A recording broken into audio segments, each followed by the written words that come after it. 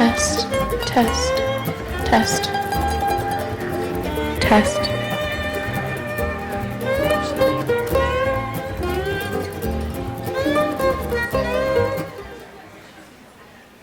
Test.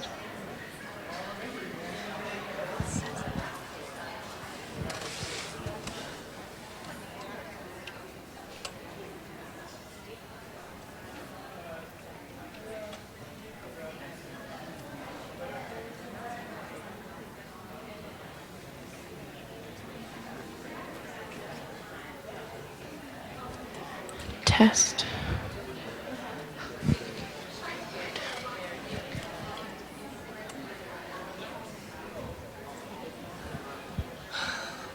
Awesome. Jesus.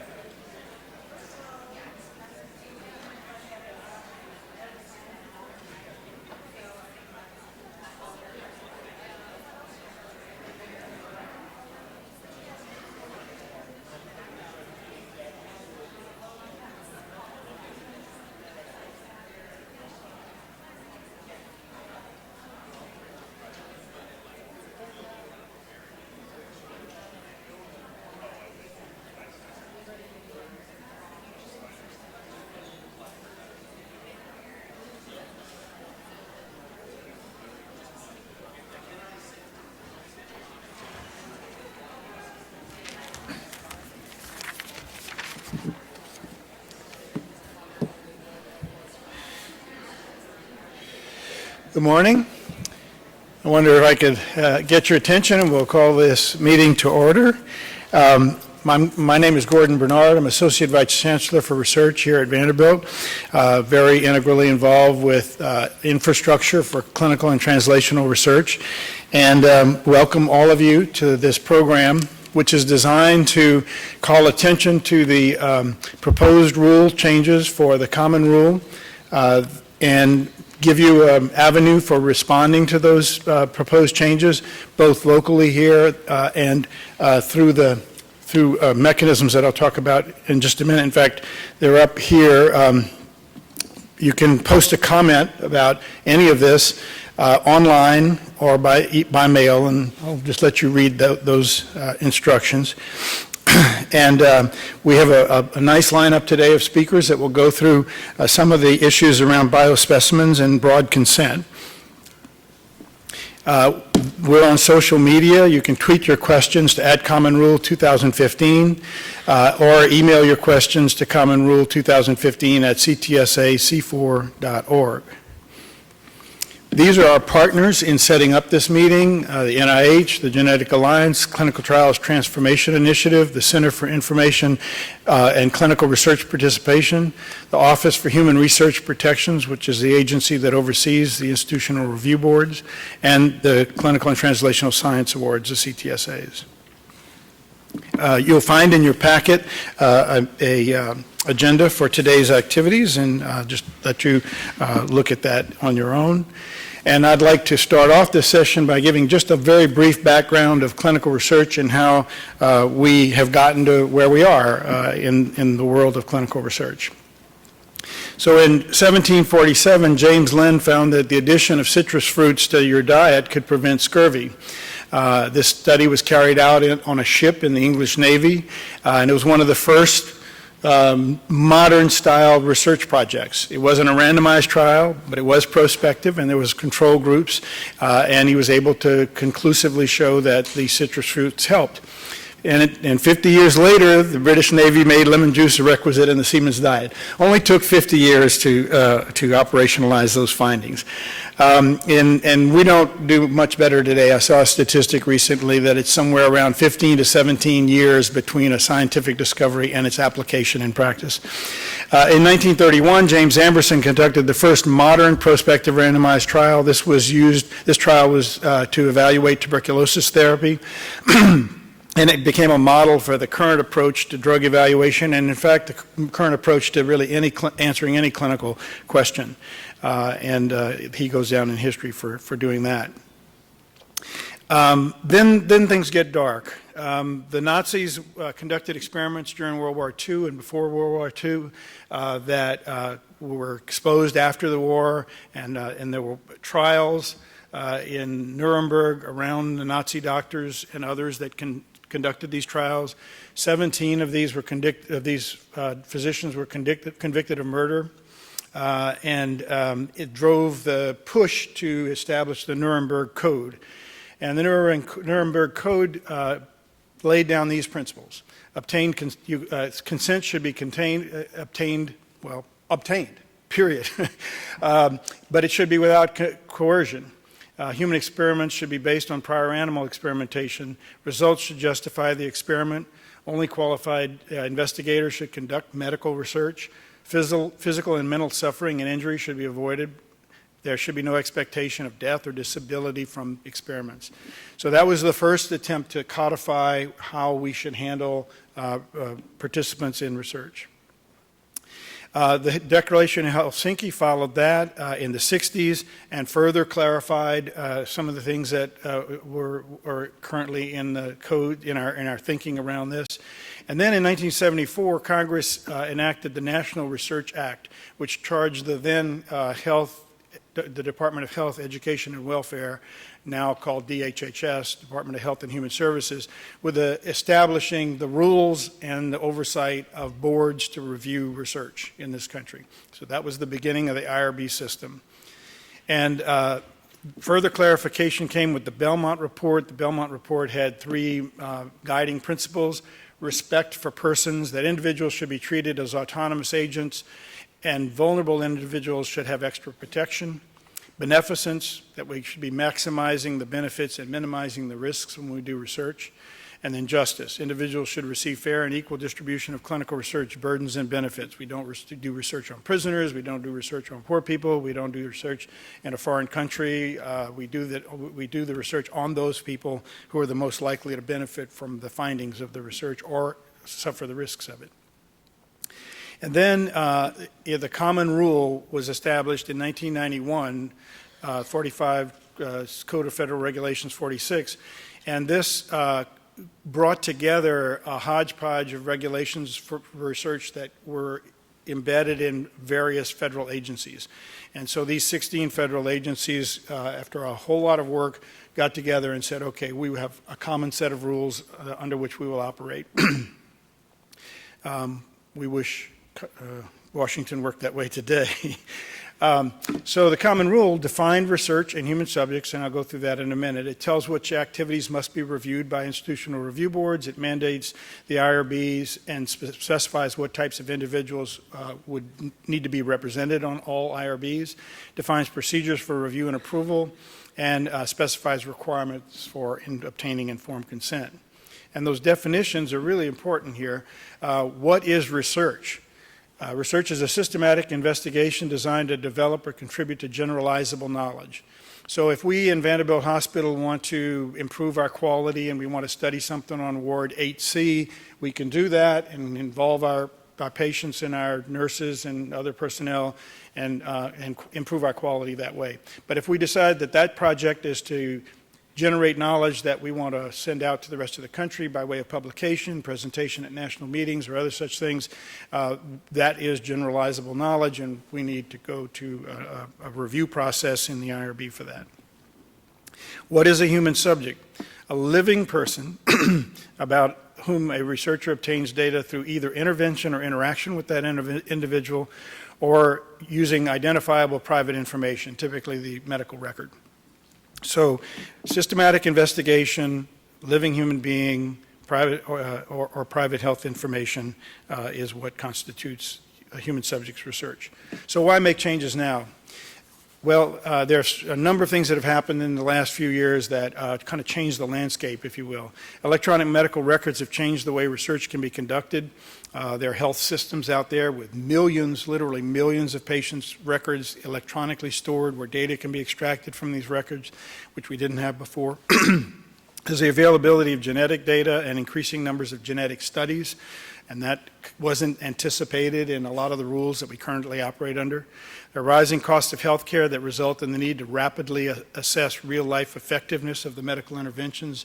I've seen statistics that somewhere between 40 and 60% of interventions that are made in the healthcare systems today are not backed up by evidence. It doesn't mean they're wrong, it's just that we don't have evidence. As the percent of the population grows over 65 years of age, there's the need to study patients with multiple medical conditions, again, further complicating how we do research. And I do my research in the medical intensive care unit at Vanderbilt Hospital, and I was beginning that research in the 1980s, in 1981, and we had 1 or 2 studies going in the unit. At that time, it was thought you couldn't even really do research in a critical care unit. It was too complicated an environment, and I felt that we absolutely needed to do research in that environment. There were so many unanswered questions in critical illness. And now we recently did a survey in the MICU, and the average patient is in 3 studies. Usually 1 interventional study and 2 that are collecting data observationally about one thing or another about their care. So we are in a new world where patients are being studied very, very frequently. So I want to thank you for attending today, and I hope that set the stage for some of the discussions today. I wanted to introduce Patrick Luther, who is a Chief Program Officer at Nashville Cares. This is Nashville's premier HIV service agency. He's also a member of the American Public Health Association, the Centers for Disease Control, and the National Harm Reduction Coalition. He earned his undergraduate degree from State University of New York at Potsdam and holds a master's in nonprofit management. Patrick is going to help coordinate activities today, and welcome you to the podium. Thank you, Dr. Bernard. Wonderful. Thank you, Nashville. Good morning, Nashville. Good morning, the rest of the world, we think, probably live streaming across the country. And welcome to everybody from the beautiful campus of Vanderbilt University. A couple of housekeeping notes before we get started. Phones, pagers, beepers, anyone? Vibrate, please. There are charging stations located here if you need those, if you're running out of some juice. And the bathrooms out the doors and to the left if needed. Dr. Bernard mentioned it, but again, those of you listening through the live stream can send in questions, comments at Common Rule on Twitter, at Common Rule 2015, and through email commonrule2015 at ctsac4.org. Wonderful time we're going to have today. This is the first of 4 sessions that are going to happen across the country during the 90-day comment period regarding the proposed changes to these federal regulations.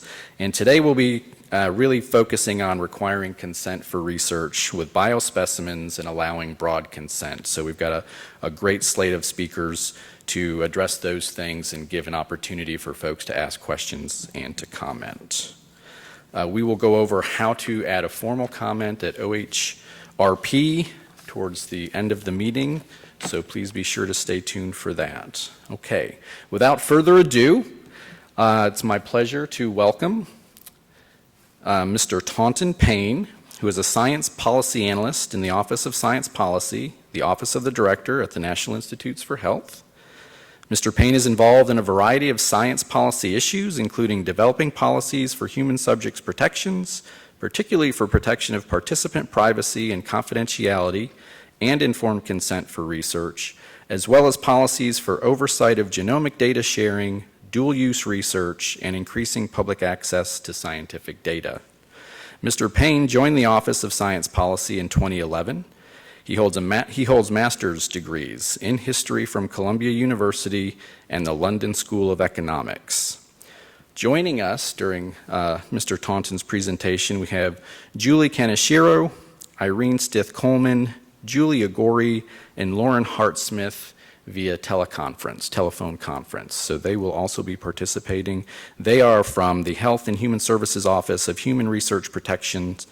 These experts will also join us at the 2:15 Central Time discussion session. Join me in welcoming Mr. Taunton Payne.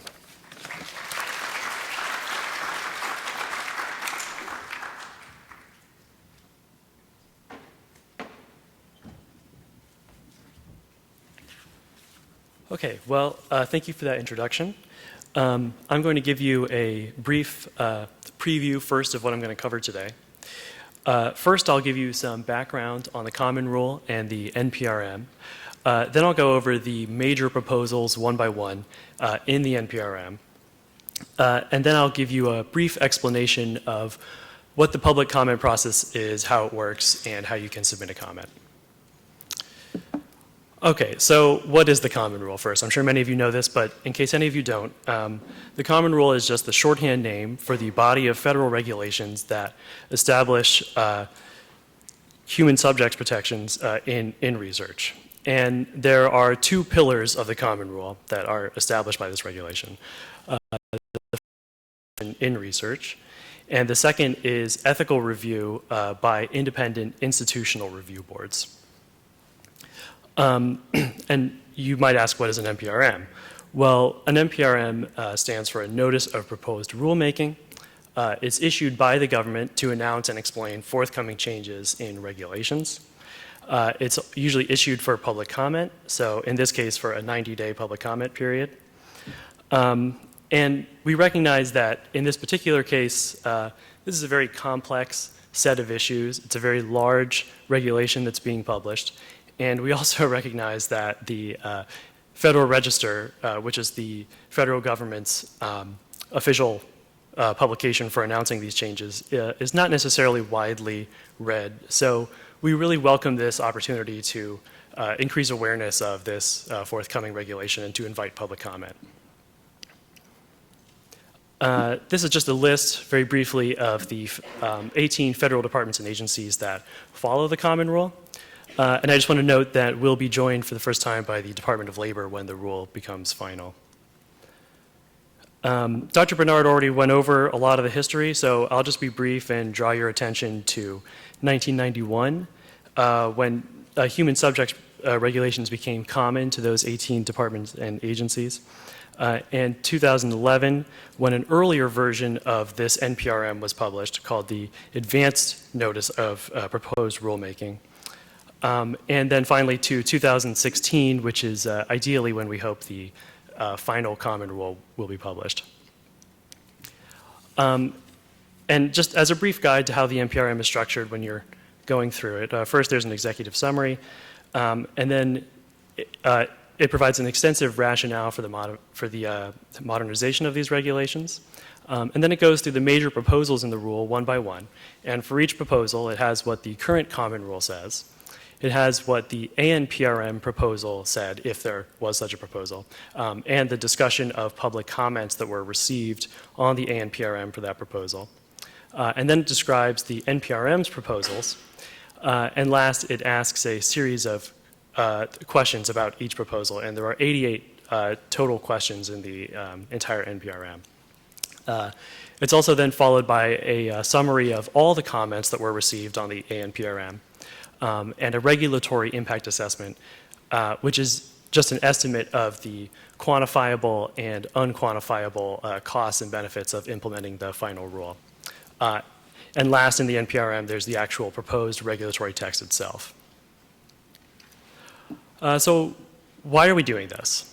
Well, Dr. Bernard pointed out a couple reasons, but I'm sure I don't have to tell many of you that research has changed dramatically since 1991 when the Common Rule was promulgated. There's been a significant expansion in the number and type of clinical trials being conducted around the country. There's been a great diversification in research in social sciences involving human subjects. There's an increasing proportion of research conducted in clinical settings, as well as an increasing proportion of studies involving multiple institutions supporting those studies. There's also substantially greater scientific data sharing going on. And there's increasingly sophisticated technologies and methods now being used in research for extracting information from biospecimens. In addition, there are new initiatives such as the President's Precision Medicine Initiative that are advancing a more participatory model of research where researchers are becoming more partners in these large research initiatives. Okay, so there are two main overarching goals behind the modernization effort. The first is to enhance safeguards and respect for research participants. And the second is to simplify the current oversight system and reduce inappropriate and unnecessary administrative burdens. This is both for institutions, IRBs, investigators, and research participants themselves.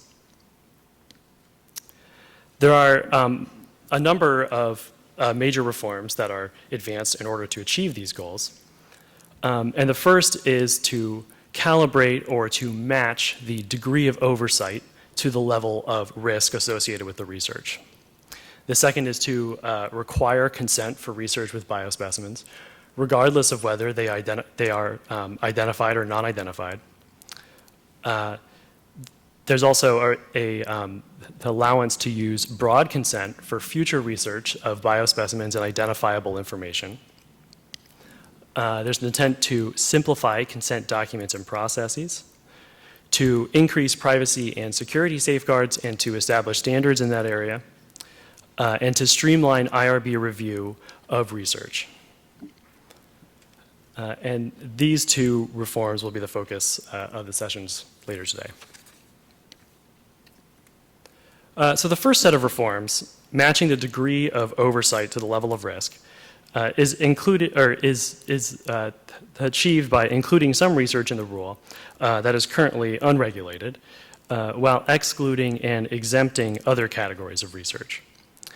Exclusions are a new concept in the Common Rule, and the difference between exclusions and exemptions is that activities that are excluded from the rule are not subject to any of the requirements of the Common Rule whatsoever, while exemptions are exempted from some of the requirements in the Common Rule. And I just want to point out that the main reason for doing this is to allow IRBs to focus their oversight on the types of research that generally have the highest level of risk associated with them. Okay, so the first specific change in this set of reforms is to expand the scope of the Common Rule to cover clinical trials that are not currently subject to federal regulation, that are conducted at an institution that receives federal funding for non-exempt human subjects research, and if those trials are conducted at institutions in the US. The reason for expanding the scope in this case is that clinical trials are a type of research that typically has the highest level of risk associated with it. So in keeping with the intent to allow IRBs to focus their research on the highest, or their oversight on the research with the highest level of risk, this is bringing these into the scope of the Common Rule. And I also want to point out that in the ANPRM there was a proposal to actually expand the scope of the Common Rule to all human subjects research that was conducted at institutions that received funding for human subjects research. And that has been narrowed in the NPRM to just apply to clinical trials. There are a number of activities that are explicitly excluded from the scope of the Common Rule on the basis of not meeting the definition of research for the purposes of this regulation. Those include oral history, journalism, biography, historical scholarship about specific individuals, the collection of data and biospecimens for authorized intelligence, national security, or homeland security purposes, the collection of data and biospecimens for criminal justice activities or investigative purposes by an authorized criminal justice authority or on behalf of them. The collection and data of biospecimens for institutions' own internal monitoring and program improvement, and quality assurance and quality improvement for the delivery or effectiveness of an accepted practice or service. And what is meant here by quality assurance and quality improvement is really meant to focus on the utilization of that practice. And the NPRM gives the example that a study would be excluded if it was intended to evaluate the effectiveness of an educational intervention in promoting the adoption of an accepted medical practice, whereas a study that was intended to assess the effectiveness of that accepted medical practice itself would not be excluded here. And last, public health surveillance activities by a public health authority are also excluded from the rule. So the next category is a number of exclusions that are because they are low-risk research. And the first category is research involving information originally collected for purposes other than the proposed study when the sources are either publicly available or the information is not identified and the investigator will not contact or re-identify the subjects. Research gathering non-identified or non-sensitive information through educational tests, surveys or interviews or observation of public behavior would also be excluded from the rule. And in this case, what we mean by non-sensitive, this is not actually a word that appears in the regulation. This is just shorthand for this presentation. What it means in this case is information that, if it was disclosed, would be unlikely to pose a risk of criminal or civil liability or damage financial standing, employability, or educational advancement or reputation of the participants. There are also a number of exclusions from the rule that are on the basis of that particular research being subject to other adequate protections. So there are a number of cases now where the common rule applies in addition to other protections that are required either by laws or regulations, and the purpose of this is to try and make that a clearer distinction so that one rule applies or the other. In the first case, research gathering identifiable and sensitive information through educational tests, surveys or interviews, or observations of public behavior would be excluded from the rule if the collection was subject to the Paperwork Reduction Act, if the information was maintained in a system of, or in a system that was in compliance with the E-Government Act, or subject to relevant provisions of the Privacy Act. And the same would also apply for research conducted by a federal agency using information generated or collected by the government for non-research purposes, including criminal history data, if it was also subject to those protections. And this is actually a new exclusion in the rule. Research involving and this is probably one of the most significant exclusions, is that research that involves the collection and analysis of identifiable health information, if regulated as healthcare operations, research, or public health activities by HIPAA, would also be excluded from the common rule. And last, this last category of research is for low-risk research that that involves biospecimens that would not diminish the autonomy of research participants.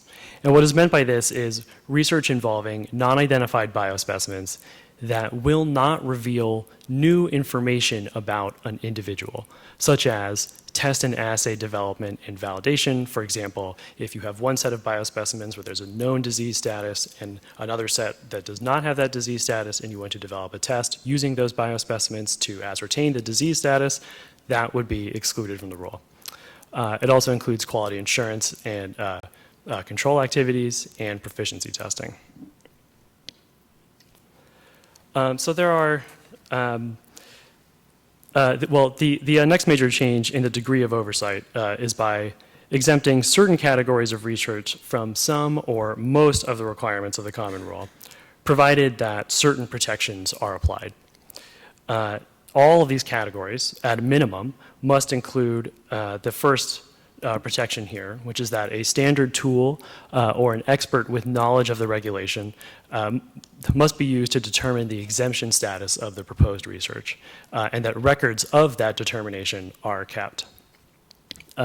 Next, in some cases, safeguards may apply to protect the security and integrity of the information in biospecimens that would be involved in the research.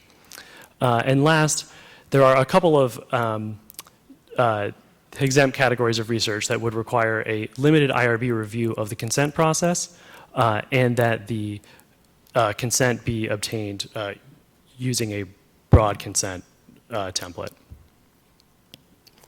Okay, so for the first category of exempt research, this is considered to be low-risk research.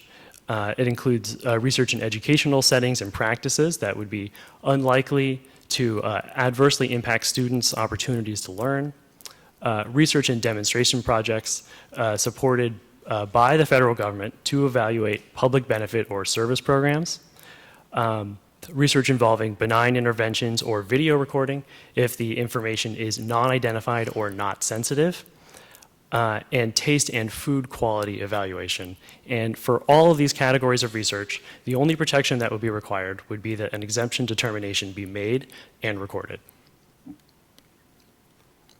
The next set of research that would be exempt from the requirements of the Common Rule includes non-interventional research gathering identifiable and sensitive information through educational tests, surveys or interview procedures, or observation of public behavior. Alternatively, the other research that could also be exempt would be secondary research using identifiable sensitive information collected originally for non-research purposes if prior notice was given to the individuals that the information might be used in research, and that the secondary investigator who obtains the information and uses it for research only for the, that if that secondary investigator only uses that information for the research for which they obtained it. So they could not deviate from the research purpose that they had in mind.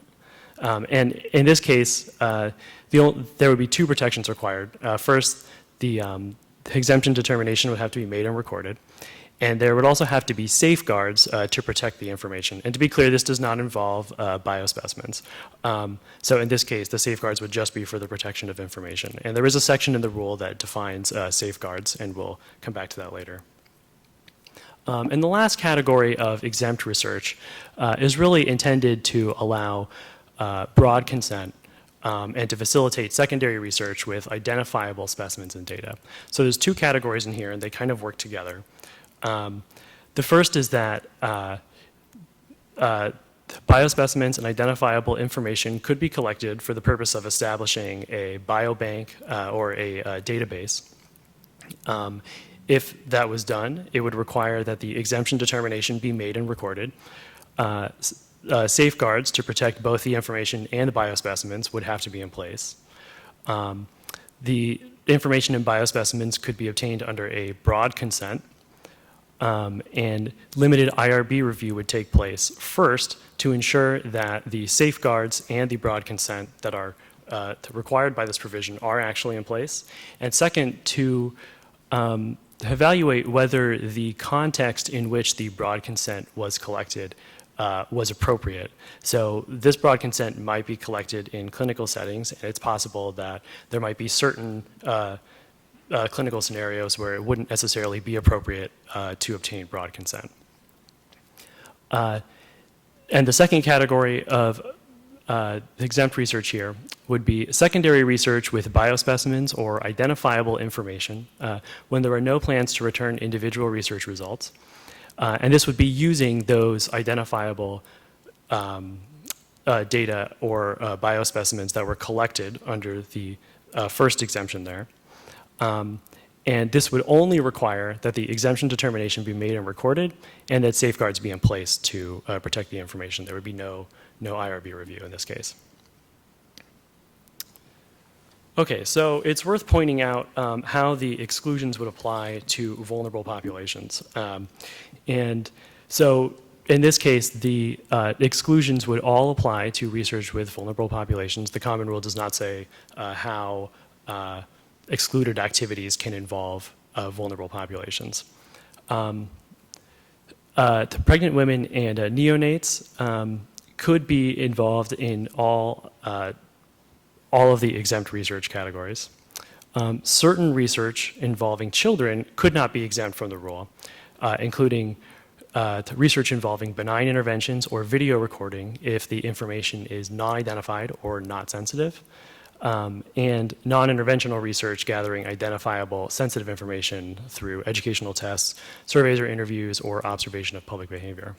And last, research involving prisoners cannot be exempt from the Common Rule unless the research incidentally involves some prisoners. And what this means is that the broader population that you were studying might include some prisoners, especially if they became prisoners after the point of consent. And this would not expect that you would have to verify that there are no prisoners in that broader population, but prisoners could not be the population that was under study. Okay, so this next change is probably one of the most significant in the Common Rule, and that is to require consent for the use of biospecimens, whether they are identifiable or non-identifiable. This is achieved through a change in the definition of human subject, as Dr. Bernard was pointing it out earlier, to include a living individual about whom an investigator conducting research obtains, uses, studies, or analyzes biospecimens. And this would apply, as I said, regardless of whether biospecimens are identified or non-identified. And I just want to point out that it would not apply to collection and use of biospecimens or information for non-research purposes if they were not intended to be used later for research purposes. So, for example, the collection of a clinical specimen that was used to generate clinical information for clinical purposes would not be subject to the Common Rule unless that specimen was then later used in research. And we've sort of already gone over this, but I just want to point out that this is motivated by a large host of scientific, technological, and social changes, and is primarily intended to ensure respect for the personal autonomy of participants in research, rather than any sort of concern for the security that might be or for personal privacy. The primary concern is really about respecting participant autonomy here. And in recognition of the fact that this would be a really significant change in the Common Rule, there are two alternative proposals to this proposal that are included in the NPRM. So rather than requiring consent for the research use of all biospecimens, Alternative A proposes that to only require consent for research involving the generation or use of whole genome sequence data, whether non-identified or not.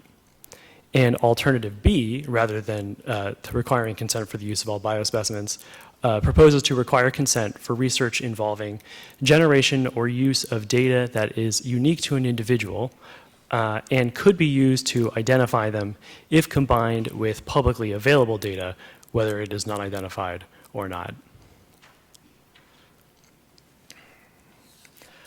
And in order to ensure that the research uses of biospecimens are consistent with these new requirements, the Common Rule proposes a higher bar for waiving consent. This would include additional criteria. So the criteria for waiving consent that are in the current Common Rule are retained, but there are also additional criteria for waiving consent for research involving biospecimens. And this would include that there must be compelling scientific reasons for their use, and that the research could not be conducted with other biospecimens for which consent has been obtained. In addition, waiving consent would no longer be allowed for research with biospecimens or identifiable information if an individual was asked to consent and declined. And the purpose of these changes is that waiving consent is really expected to be rare under the NPRM.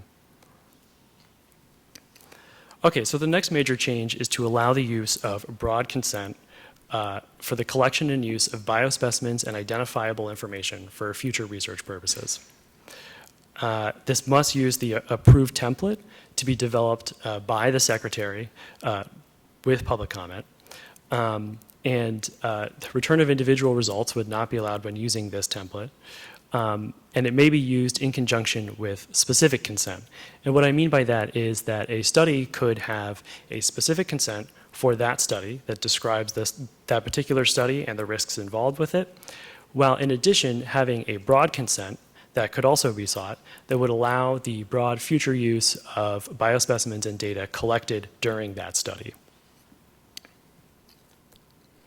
Okay, and the proposal also adds a number of elements that are supposed to appear in broad consent. So I just want to be clear also that the specific elements for consent that are currently provided in the Common Rule are retained, but there are also a number of new elements that describe what should appear in broad consent.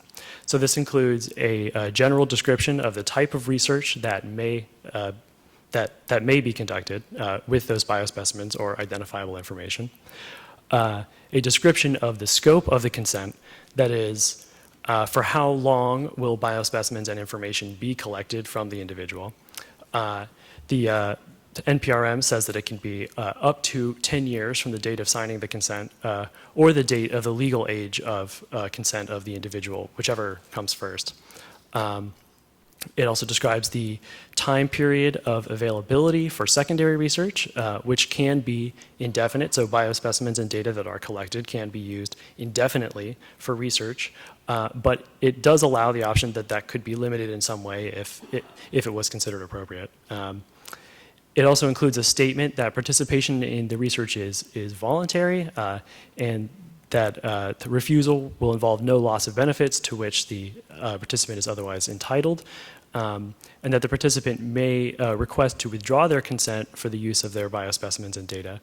However, there would be a caveat associated with this that biospecimens and data that have been collected and have been distributed could not necessarily be retrieved or destroyed. And last, it would include an option to decline inclusion of a participant's non-identified data in a publicly accessible database. Okay, so there are also a number of changes to try and simplify consent documents and processes. And the first is that informed consent documents can now only include the specified elements of consent in the Common Rule.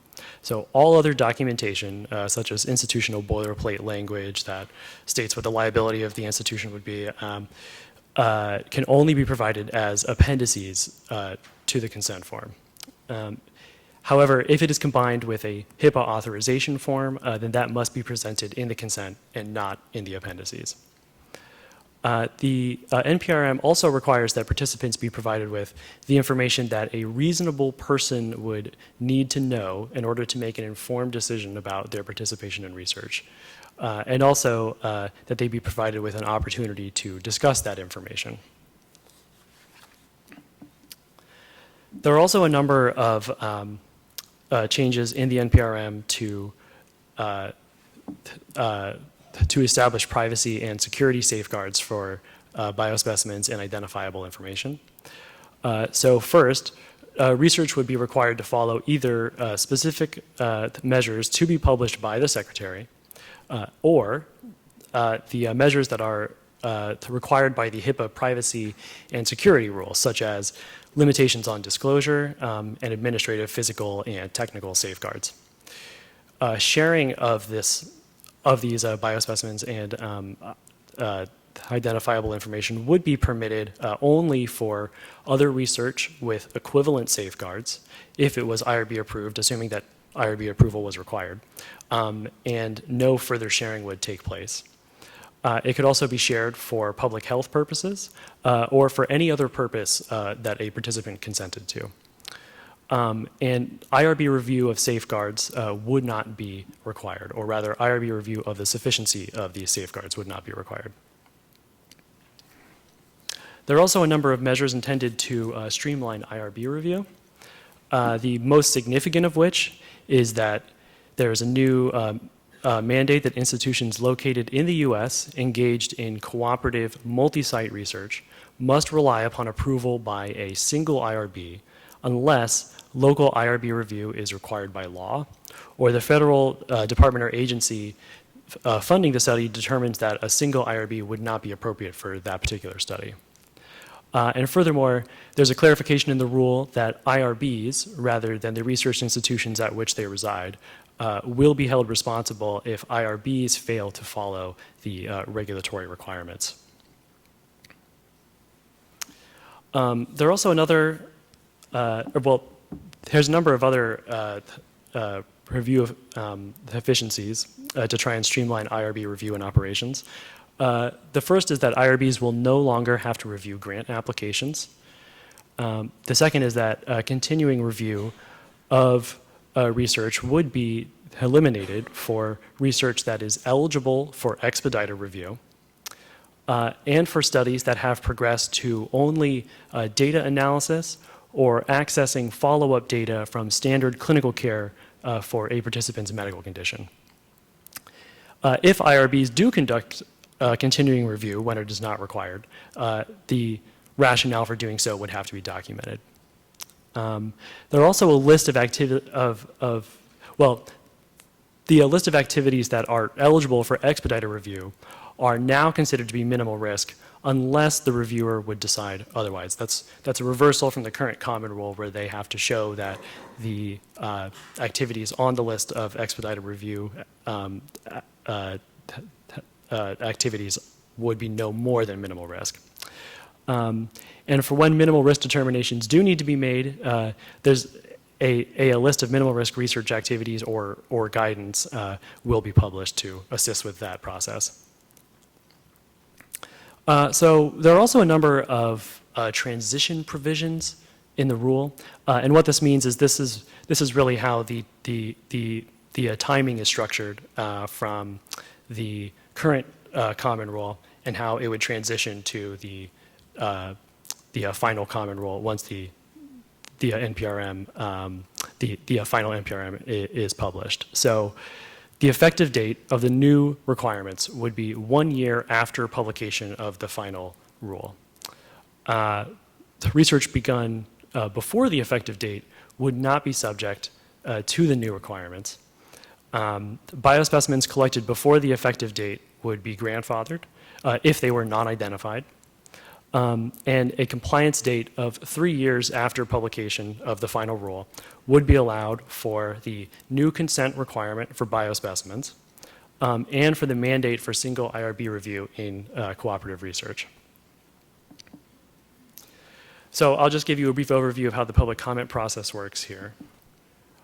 So the first step, which we've already gone through, is the publication of the NPRM on September 8th in the Federal Register, and that's available for a 90-day public comment period. The public comment period will close on December 7th, 2015. Following that, there will be a consideration of the public comments that were received during that period, and the final rule will be revised, taking those public comments into consideration. And then finally, the final rule will be published, and the public comments that are received during that time through the official docket will also be published as well. There's a number of stakeholder engagement meetings. This is the first of them, but there's also one on October 29th in San Diego in California.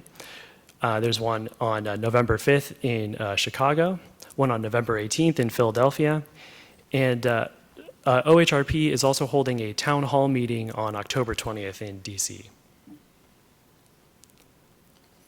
So when you're preparing your comment, you can express general perspectives about the proposed changes as a whole, such as whether you think the modernization approach is needed or about the quality of the overall approach. Or you can comment on specific proposals. You can also respond to any of the 88 specific questions that are asked, or none of the questions.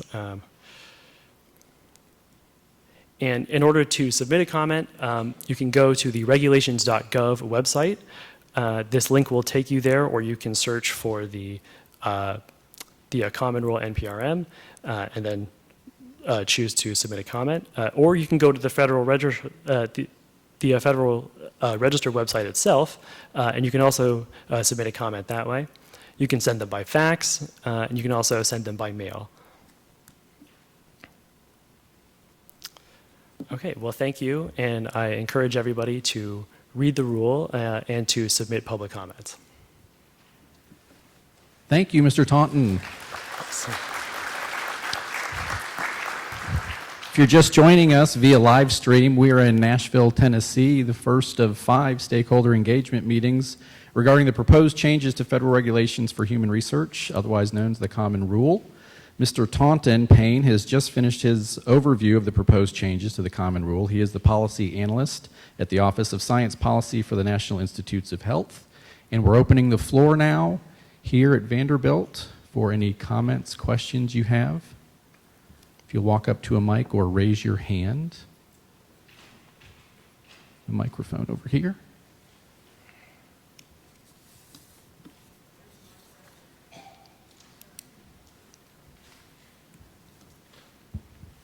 Yeah, my name's Robert Phillips, and anyways, this is kind of a general idea I've been working on. I've been editing it a lot, but so far I've got mankind and its understanding of itself are not fully known.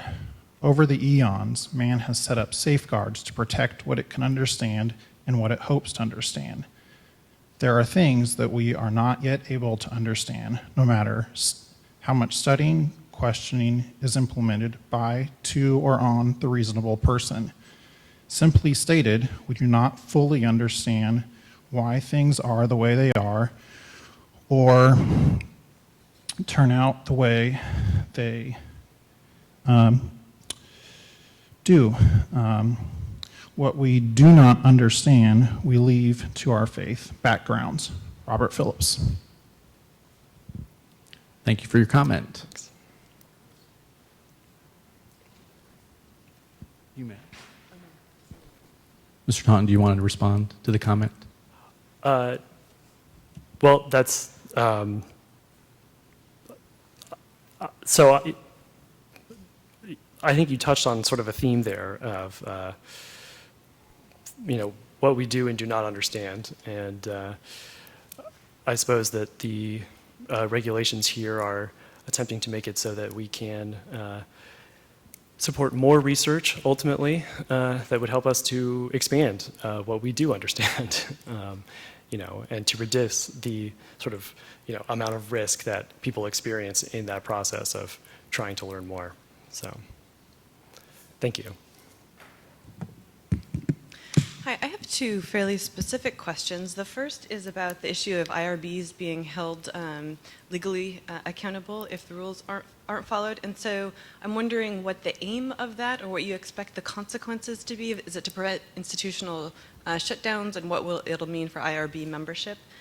And the second question is about developing the exclusion, as I understand it, sort of a flow chart in which researchers can decide whether their research is excluded or not. And I'm wondering if the secretary is also developing that along with the consent template, or how that process of creating the exemption determination process will be developed. Well, I'll answer your second question first. So that's actually primarily intended to be used for exempt research, but certainly research that's put to it might be found to also be, excluded as well. That is not necessarily ascribed to the secretary, but that is something that would be developed by federal departments and agencies, potentially also with input from institutions. And it could take the form of a flow chart to help them sort of make decisions and guide them through that process. For your second question about IRB liability, so I think the purpose of that was that we've heard some concerns from institutions that they would not want to enter into reliance agreements with external IRBs because they would be concerned about being held responsible if the IRB did not follow the regulations. Because in the past, how enforcement has worked is that it's always gone through the institution. So what's changing here is that IRBs would themselves be held directly accountable to OHRP for enforcement actions. And this would also apply, I guess we should point out, to unaffiliated IRBs that have no sort of, like domestic institution that they're, so.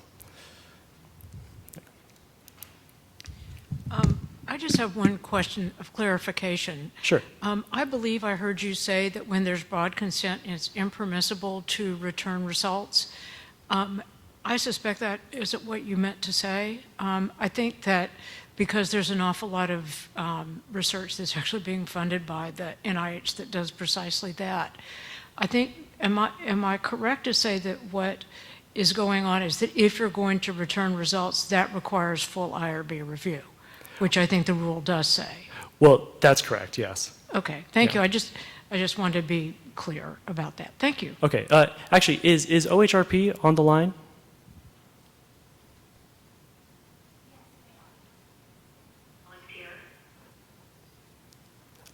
Hi, Julie. Do you have any more that you might want to add to that?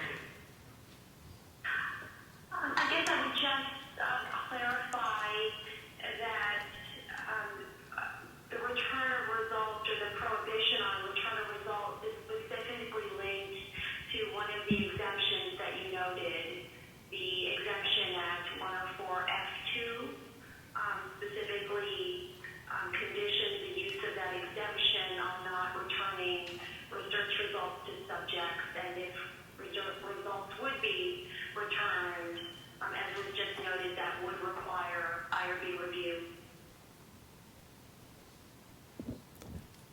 Thank you. We have another question. Sure. Yes. Hello, my name is Lauren Beach, and I work here at Vanderbilt.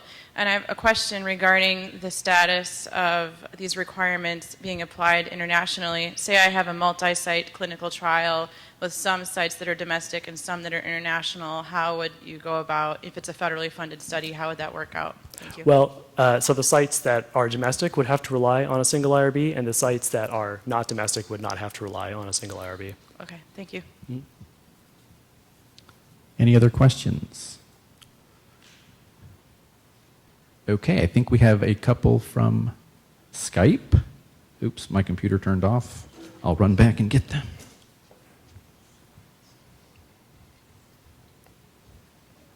We have 3 minutes. Thanks. Okay, so first question we have, what constitutes sufficient safeguards to protect information in biospecimens that would allow for exemption? Well, so there's a number of safeguards that are specified in the NPRM. The first is that there's 2 yet be developed safeguards that the Secretary would publish at some point. The other is that the HIPAA privacy and security rules could fulfill that requirement. Okay, and a second question, if biospecimens or identifiable information exist with no intention to return results, this is described as exempt. 2 associate questions. Isn't there an ethical imperative to return results if something is discovered that directly affects the participant's health? Hold on. Thanks. Isn't there an ethical imperative to return results if something is discovered that directly affects the participant's health, diagnosis of cancer, etc.? Well, so those results probably could be returned, assuming it was actually practical, but that would have to undergo full IRB review. Okay, and the second part of that, this was described as exempt, but then the next slides that you presented, reviewed, indicated that consent is required for research with biospecimens. Please clarify. Well, so I believe that the kind of exempt research that is being discussed involves broad consent, and broad consent would be required for the research use of biospecimens and identifiable information that was collected for secondary research purposes. So there would be a form of consent required here. Okay, thank you. Any other questions? Thank you very much.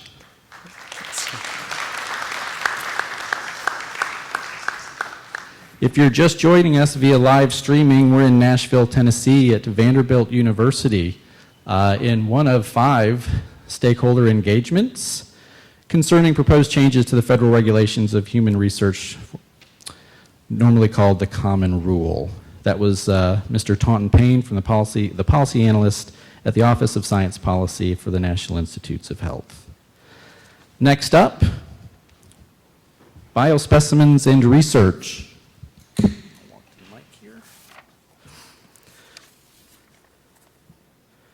Dr. Consuelo Wilkins is the Executive Director of the Meharry Vanderbilt Alliance, a strategic partnership between Meharry Medical College and Vanderbilt University School of Medicine.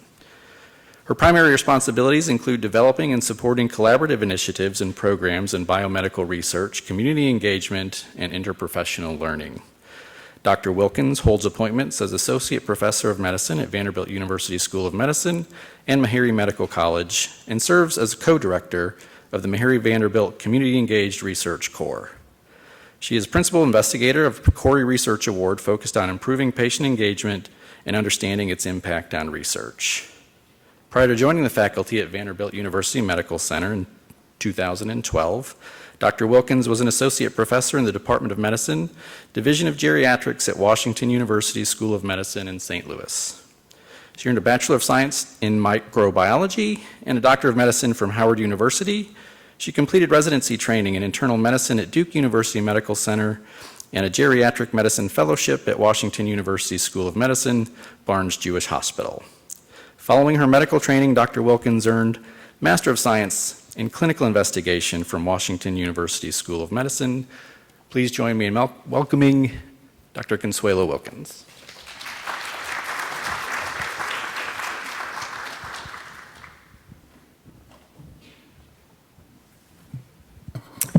I'm delighted to be here to talk about biospecimens and research, and hopefully all of the hard questions have already been asked. So, my intent really is to give some background in general about biospecimen and how it relates to the proposed rule changes.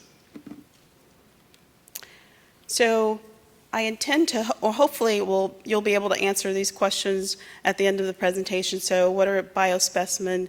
How are they used in research? What are the risks with sharing your biospecimen? How do the proposed rule changes affect biospecimen use in research?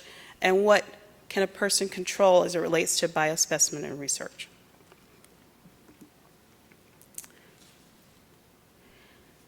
So, biospecimen or biological specimens, we try to make it easier to understand, but probably not. Biological biospecimen. Simply materials from the human body. That could be blood, urine, saliva. It could also be tissues from fat, cells, muscles, anything from the human body that is not really a full organ. So think about small pieces or fluids from the human body. Why are these important? So typically, biospecimens are often collected, I shouldn't say typically, often collected in clinical research as we're trying to understand the conditions, how we can prevent or treat them. But we often are having biospecimens related to diseases, clinical tests. So going to see your doctor, blood is drawn commonly, urine is taken, and those biospecimens are used for diagnostic purposes. For research, we may also take the remaining or leftover biospecimen from a clinical procedure or lab test for research. What's different about the way that a patient or research volunteer might look at biospecimen versus a physician or researcher and even a regular? People don't really think of biospecimen as separate from their body. So they're part of you. It's something that represents you. And of course, biospecimens do contain genetic material. And of course, most of you are very familiar with what genetics or genes are, your DNA. The encoding that really tells your body what to do, how to look, your outward appearance, but can also predict or increase risk for certain conditions or diseases. And everyone has unique genetic material, of course. So what do we see as doctors, as researchers, when we think about biospecimen? Well, first, researchers often think about vision. What can we learn? What can we understand? How can we take material from the human body and better understand why the disease occurred? Can we learn how to prevent the disease? Can we understand how to treat it better? Can we think about ways to actually determine who will get it in the future? Is your family at risk? Are there other things involved in this? So to you, blood, urine, of course, might sound gross, but for researchers, we're thinking about how we can actually take this and better understand health conditions. And of course, from physicians and clinical providers are thinking about how to take your personal biospecimen and better understand you as an individual. And as Dr. Bernard mentioned earlier, when we think about research, we're thinking about understanding generalizable knowledge, so not just on an individual basis. And of course, we heard from Mr. Payne about some of the proposed changes. From a regulatory standpoint, how are biospecimens viewed? So up until now, human subjects, as was previously defined, was determined if you could actually link an individual by their identifiable information to the biospecimen. So what is identifiable? I think we've said that a few times already today. So your birth date, your, of course, name, social security number, some of the common things, your address, your zip code. If it's your full zip code, might be easy to identify some people. Now, if you live in New York with millions of other people, it might be really challenging to identify an individual based on their zip code. But if you live in rural Tennessee, where there are a few hundred people, it might be easier to identify a person with limited information. So again, up until now, a human subjects research using biospecimen was determined if it could be linked to identifiable information. If it were not linked to identified information, then it wasn't considered human subjects research.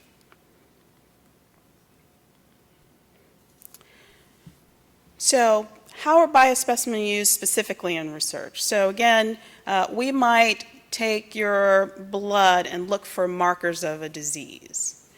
For example, if we were studying individuals who have diabetes and we were trying to determine how severe disease looks in the blood. So there are commonly used tests now like hemoglobin A1Cs, but if we're really looking to determine your progress or how severe changes in your disease, we might be able to look at blood from many different individuals who have diabetes. Other things that we would do with biospecimen research, we might develop new tests. So that's actually one of the most common ways that we've developed diagnostic tests is using biospecimen. Might understand how people respond to drugs or different therapies, how the disease progresses, and of course, we might be able to determine how the best treatment for a certain group of people or patients based on their biospecimen. It was mentioned briefly earlier about precision medicine, and so this is actually one of the potentials for biospecimen research in trying to identify how an individual or groups of individuals might specifically respond to certain treatments, and can we use that to better determine the best treatment for an individual. So what are the risks?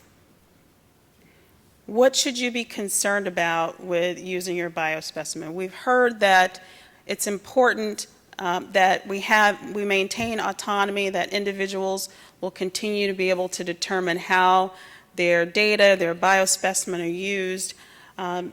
What are the risks to sharing or donating your biospecimen for research? The primary risk that's been identified is breach of privacy. So what does that mean? So if you have your biospecimen in a data bank or available for research, and someone is able to actually link identifiers to that biospecimen and you're identified. Let's say, for example, if it's a neurologic condition where you might be expected to have significant disability early in life. So if you're identified with that, then publicly identified individuals, anyone actually who you didn't provide that information to, understands that and knows you, then your privacy is breached in some way. Of course, if it's determined that you have a health condition, no matter what it is, that you don't really want to share with others, whether that is an infectious disease, heart disease, or anything, your privacy is breached once you're identified. The bigger risks with privacy, that's sort of a more modern risk related to privacy and biospecimen, is now your biospecimen can be connected to other information. So because of all of the data that's collected on a daily basis, social media, of course, Google Maps can target your home address by putting together many different data sources, where you swipe your credit card. If you swiped it at a grocery store or a pharmacy, people might actually be able to determine where you get your health care, if it's at a specific doctor's office. So lots of information about you might be connected based on all these other data sources. Again, that's breaching your privacy, whether or not there are actual other risks, but actually simply that your privacy is breached, that people know things about you that you didn't want them to know.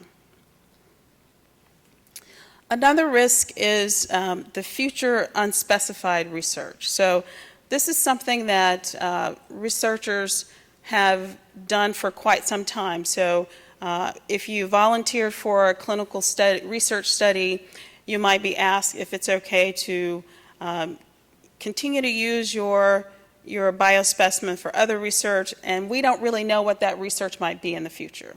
So for instance, you may have come in for a cancer screening, participating in a cancer screening research study, and we are keeping your leftover blood or tissue for general purposes, and later on we might decide to use it for a different kind of study. Of course, that's with your consent.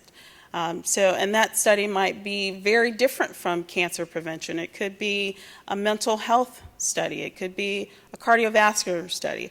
The challenge with not knowing what the exact studies will be is that it might not be something that you want to participate in, or that you would have volunteered to engage in or participate in if you had known about that. Of course, again, we don't really know what those risks would be. Other potential risks. So it was mentioned also by Mr. Payne, financial liability or financial risks. If you are determined to have a health condition, again, that is a neurologic condition where you might have loss of your ability to work, then that could make you a less likely candidate for a certain position. So that could impact your employability and certainly might impact your ability to get insurance, whether that's health insurance or disability insurance or other types of protection if your biospecimen is, again, linked to a specific condition.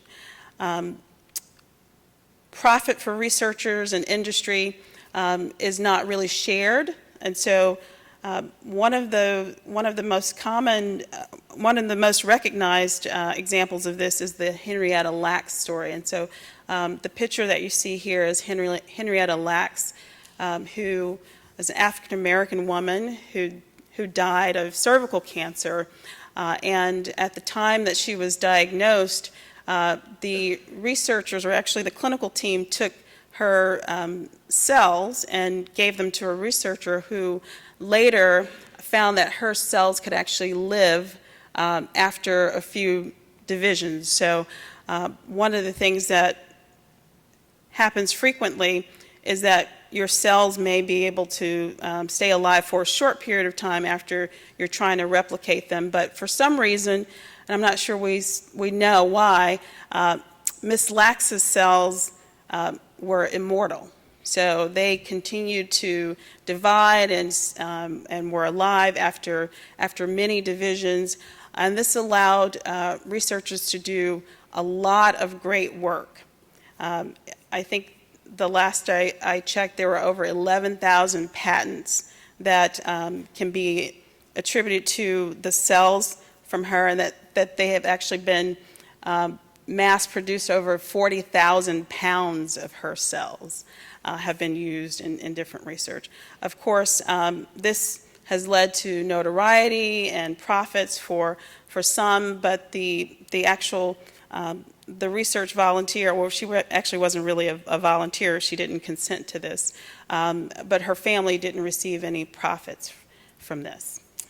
Of course, one thing that's probably less commonly considered is that the risk of the biospecimen being linked to conditions or generating data that's counter to a group's beliefs, cultural beliefs, or ancestral beliefs.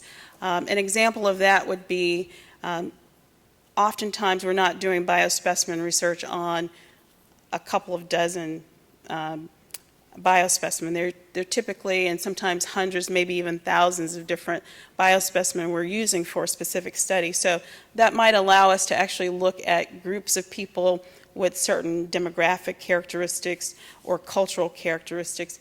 And if your group has a belief that you don't get schizophrenia, and then the research identifies that you do get schizophrenia, and that's counter to your beliefs, and that work was done without your specific consent, then people might be concerned about that.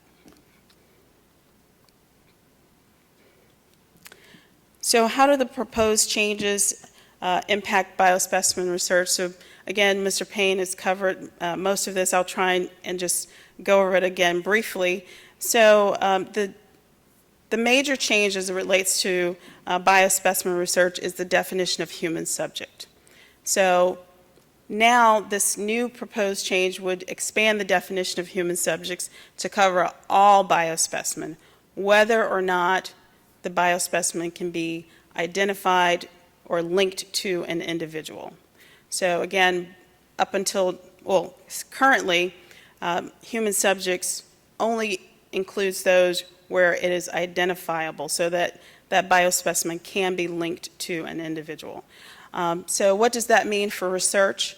So many of these secondary research studies that were done or are being done with non-identified biospecimen and are currently not considered human subjects would need to comply with the regulations. So moving forward, that research would be considered human subjects, and consent would be necessary. And just to remind you, so secondary research is the research that we're talking about that would be done either with biospecimen that are left over from clinical encounters, lab tests or procedures, or biospecimen that are left over from a clinical research study where you did consent to be involved. Of course, there is that one category of secondary research that we talked about that would not be included in that, so would not be considered human subjects or would not require would not require consent, and that is if the secondary research using non-identified, key is non-identified biospecimen, is designed only to generate information about an individual that is already known. So an example of that is if an individual who is known to have Alzheimer's disease, if their biospecimen is used in a study that is designed to develop a test to diagnose Alzheimer's disease, then that research, that would not require consent, or that would not fall into the human subjects category. So what does that actually look like? So again, individuals who are receiving care, who have a known diagnosis of Alzheimer's disease, might have their blood samples that are left over used to test or develop a test for Alzheimer's disease. So Alzheimer's disease is a neurologic condition associated with memory loss that progresses over time. What we know about Alzheimer's disease is that there is a buildup of certain proteins in the brain, and so there might be a test that is developed to detect these proteins in the blood somehow. So if an individual, again, is known to have Alzheimer's disease and their blood is used to develop a test or test the accuracy of a test, then that would be excluded. And the other major change related to biospecimen is that almost always it will require consent for secondary research. And I'm not sure who's talking about the almost part, but they told me someone else. Dr. Clayton is going to do that. So what does that mean? That means that biospecimen used for secondary research will require consent, and that's likely going to be, it'll be allowable if you have broad consent. And that means that if at the time of the encounter, whether it's a clinical encounter or a research encounter, if you provide broad consent, then your biospecimen can be used for research.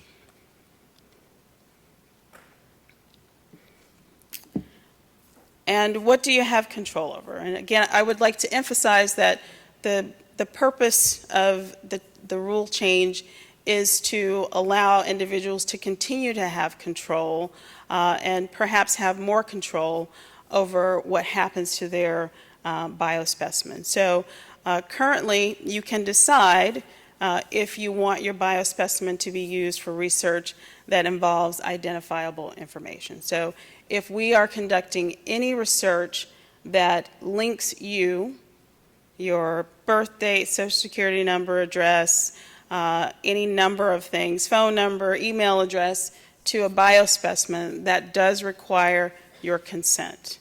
And the proposed changes would mean that an individual has to give permission for researchers to use their biospecimen whether or not it is linked to identifiers, and that's nearly always. And I gave one example, and I think there are going to be more discussions about that later. And of course, there are references for additional information about biospecimen and research, and of course about the proposed rule change. That's all I have.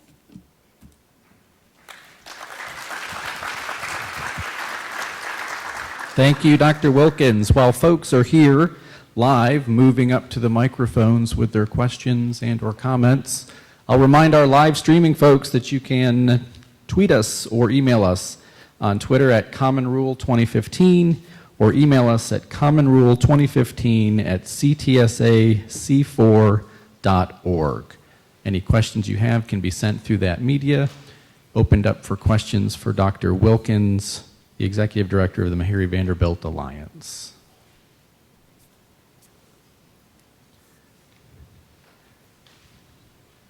Is she off the hook? Maybe. No, here we come. Hi, Alicia Fair. I work at Vanderbilt, but I'm also a research participant via Research Match. And Dr. Wilkins, I like your slide, and I think you might have been referring to the Havasupai Indians in that one statement about cultural sensitivity and enrolling individuals in research. So for me, I'm kind of in both worlds as a researcher, but as someone of Ashkenazi Jewish descent, our gene pool is certainly susceptible to certain diseases. How can we sensitively enroll individuals on study knowing we are interested in certain populations, cultural groups, and so forth without belying their trust? Great question, Dr. Fair. So, and certainly trust is something that I'm very interested in. I think that the intent of the proposed changes is to allow us to be more transparent and allow individuals to understand that we will be using their data, their biospecimen to do research. I think the question about trust related to cultural sensitivity is a much broader one. Yes. So do we have, aside from the rules, is there education, training in place? Are researchers really conscious of what the potential unintended consequences of their research might have on a broader community? I think in general, the IRB and the consent forms are intended to protect an individual. They're not really intended to protect groups of individuals and groups of individuals who have shared characteristics or demographics. They're not really protected always by the individual consent. So I think that's a bigger topic, and I don't know that we have all the answers to that, but I do think that we have to, as researchers, as a research community and the broader community, be proactive in considering what the broader impact will be of our research and the research results. Hi, Dr. Wilkins. Thank you so much again for your talk. This is Lauren Beach again. I'm a researcher at Vanderbilt, and I have a background in both genetics and law, so I really appreciated some of the points raised this morning. One thing I wanted to ask a question about, or just pose for comment, I guess, is this idea, again, of people who take research results and then use it to develop commercial products. And so that, as far as I can tell, there's no distinguishment made right now in the Common Rule for research that is more just academic in nature versus research that's directly intended to be used to develop, say, diagnostic tests that would be patented and then used to earn money for a smaller group of people than who contributed the samples to do that work. And I just think, as a broader question, it'd be interesting to hear your thoughts on, say, the interaction between Bayh-Dole and people who receive federally funded research dollars and their ability to take biospecimens and use it intentionally to develop commercial products, and thinking about perhaps a license in the broad consent for, this would be very unpopular in many sense with many communities, but I'm going to say it, a license to say I consent to have my biospecimen used for academic or educational purposes, but not to choose to separately elect whether or not that their samples could be used for commercial research. I think that's a distinguishment we see in other areas, but I haven't really seen it posed here. And I think probably the answer to that depends on your political views as well, but in general. But I'd love to hear your thoughts. Thank you. Well, I will not be providing any political views, that's for sure. And I'll put out that perhaps Dr. Bernard might want to comment on this as well.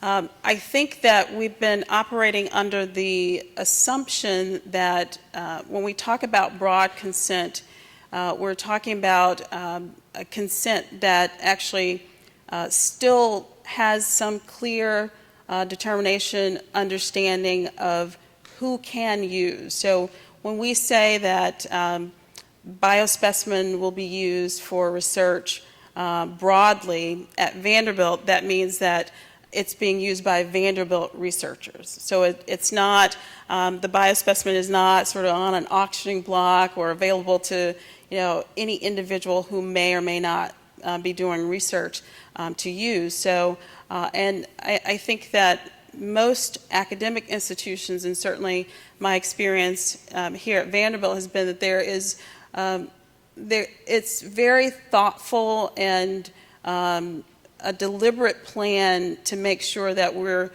thinking about industry and commercial use of any biospecimen or data, and how individuals might perceive that, how they may or may not be concerned about the use of their data or biospecimen by individuals outside of the academic institution. And I think we owe the individuals who entrust us with their biospecimen to be transparent about who will and who won't use their biospecimen. Yeah.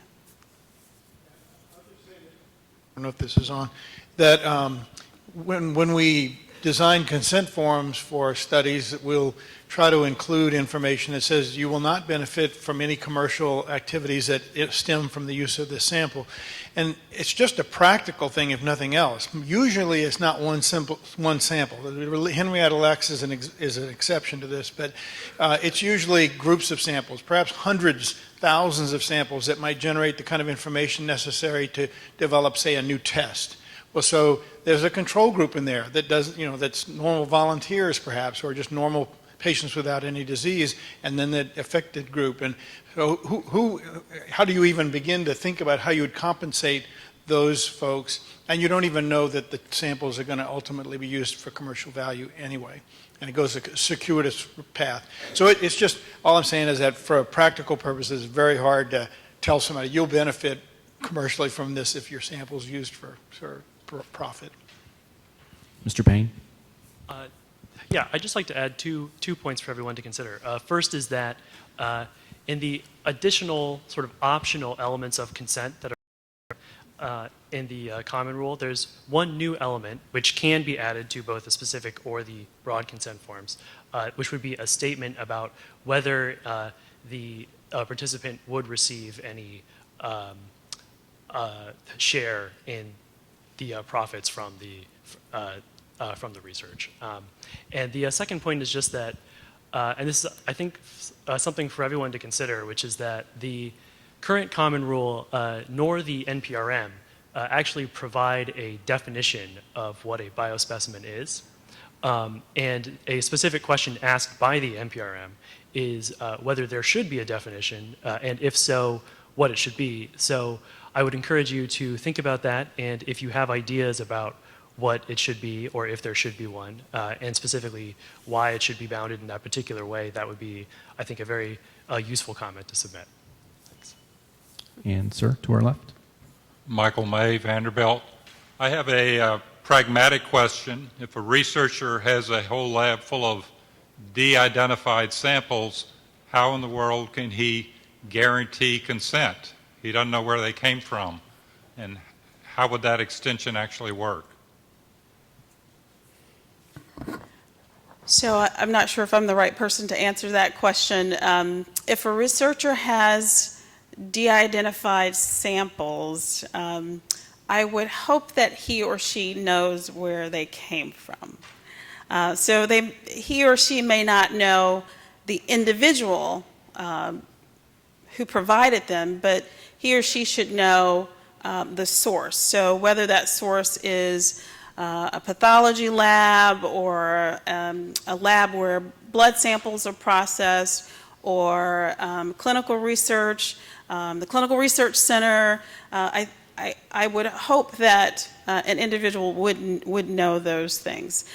So typically, at least for many clinical research that is using biospecimen, there is some additional information. So it may not be information that allows you to identify the person, but it might be other clinical data, it might be their gender, age. So there's usually some other information that comes along with the specimen. So I don't know if anyone else wants to add to that.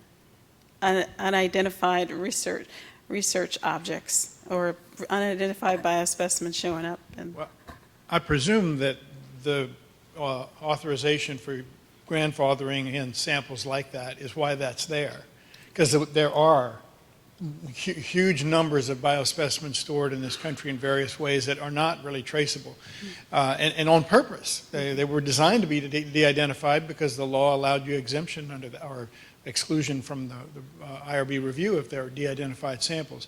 So those apparently don't need to be identified to be used, if I understand the proposed changes. They don't need to be identified, but would a researcher know where they came from? Again, not exactly the person, but would they have some idea, or would there be a reason that they need to have that information? I'm suggesting that if they were collected for the purposes of research in a de-identified way, until the new rule takes effect, or even after it takes effect, they're grandfathered in to be continued to be used as de-identified specimens under the old standard. Thank you. We've got some questions from the world. Okay. Those are next.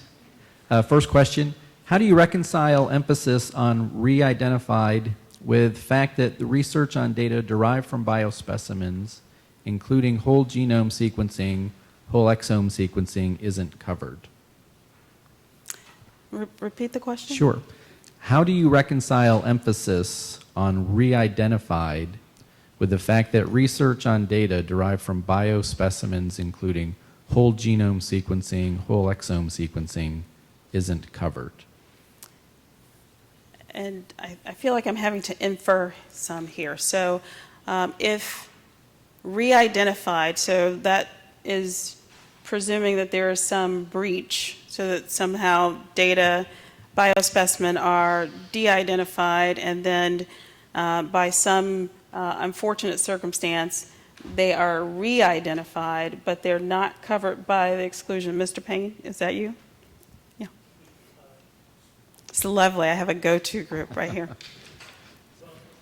I think the way that the rule is supposed to be structured is that going forward, information such as whole genome sequencing that could be re-identified that was generated from biospecimens would require consent, unless it was grandfathered because the specimen was de-identified and collected before the effective date. So while there is, I suppose, going to be some data and specimens that will continue to operate under the current rules, ideally this would become less and less common as time goes on and that sort of gap closes. So, but to the question, this would be covered moving forward, correct? If with the proposed rule change. Well, so if the de-identified genomic data exists now, then the answer is no, it would not be covered now. So de-identified data is currently exempt from the common rule. It would be exempt from the common rule based on the changes in the NPRM. It is also currently exempt under the common rule, so there is no change to the status of de-identified information. It's how you generate that information. That's what would change. Right. So I'm not sure if we're answering the person's question though about the re-identified. So if it's re-identified, I'm presuming they're talking about re-identified by someone other than the researcher, so that there is again a breach and someone else has identified an individual based on their de-identified data. And I don't know what we do about that other than say that there's a breach and it's unfortunate. Yeah. Sir. Matt Ryeth from Vanderbilt. Realizing that we don't have currently a definition for what a biospecimen is, it does seem that implicit in the definition of biospecimen is the presence of genetic material that could potentially be used for either genomic re-identification or linkages to other diseases, which obviously the linkages aren't specific to biospecimens. You could argue that that could be done in a de-identified set of brain MRIs, fetal ultrasounds, and so forth. But if we are assuming that the implicit implication of a biospecimen is the presence of genomic information, do you think that all biospecimens in that situation should be treated equally, or that there should be some sort of risk stratification in terms of the risk involved with the biospecimen? My thinking in this is something like a tumor biopsy would not necessarily contain the exact same genetic information that a person's germline information would have. So this is my personal view. I think that if the intent is for us to allow individuals to have as much autonomy as possible, then we shouldn't determine what's more important to an individual as far as what we would consider a breach. So if an individual could be identified based on their genomic data information, then that risk is no different based on the kind of material that the biospecimen that we're using. Now the question about stratifying based on the type, so certainly if you have fingernail clippings or hair, the kind of information that you're going to be able to generate from you can't do whole exome sequencing on every kind of biospecimen that's available. So whether or not that requires some additional protection, perhaps, but I think that's what we want to hear from other people. I think those are the comments that we would like for other people to weigh in on. What do you think? So are you going to tell us what you think? Oh, well, I was just going to make the comment that if you're talking about the, linking the biospecimen to other data and then creating, being able to identify them from that, there's no difference between, say, a biospecimen and a brain MRI or a fetal ultrasound. You could still re-identify them from that piece of information. So I guess that's what I'm trying to get at is, seeing that we don't have a definition of a biospecimen, what is it that we're trying to overcome with a biospecimen versus something else in a person's medical record? So I would argue that you probably, it's much easier to identify someone from their DNA than an MRI of the brain or a fetal ultrasound. And so others may disagree, but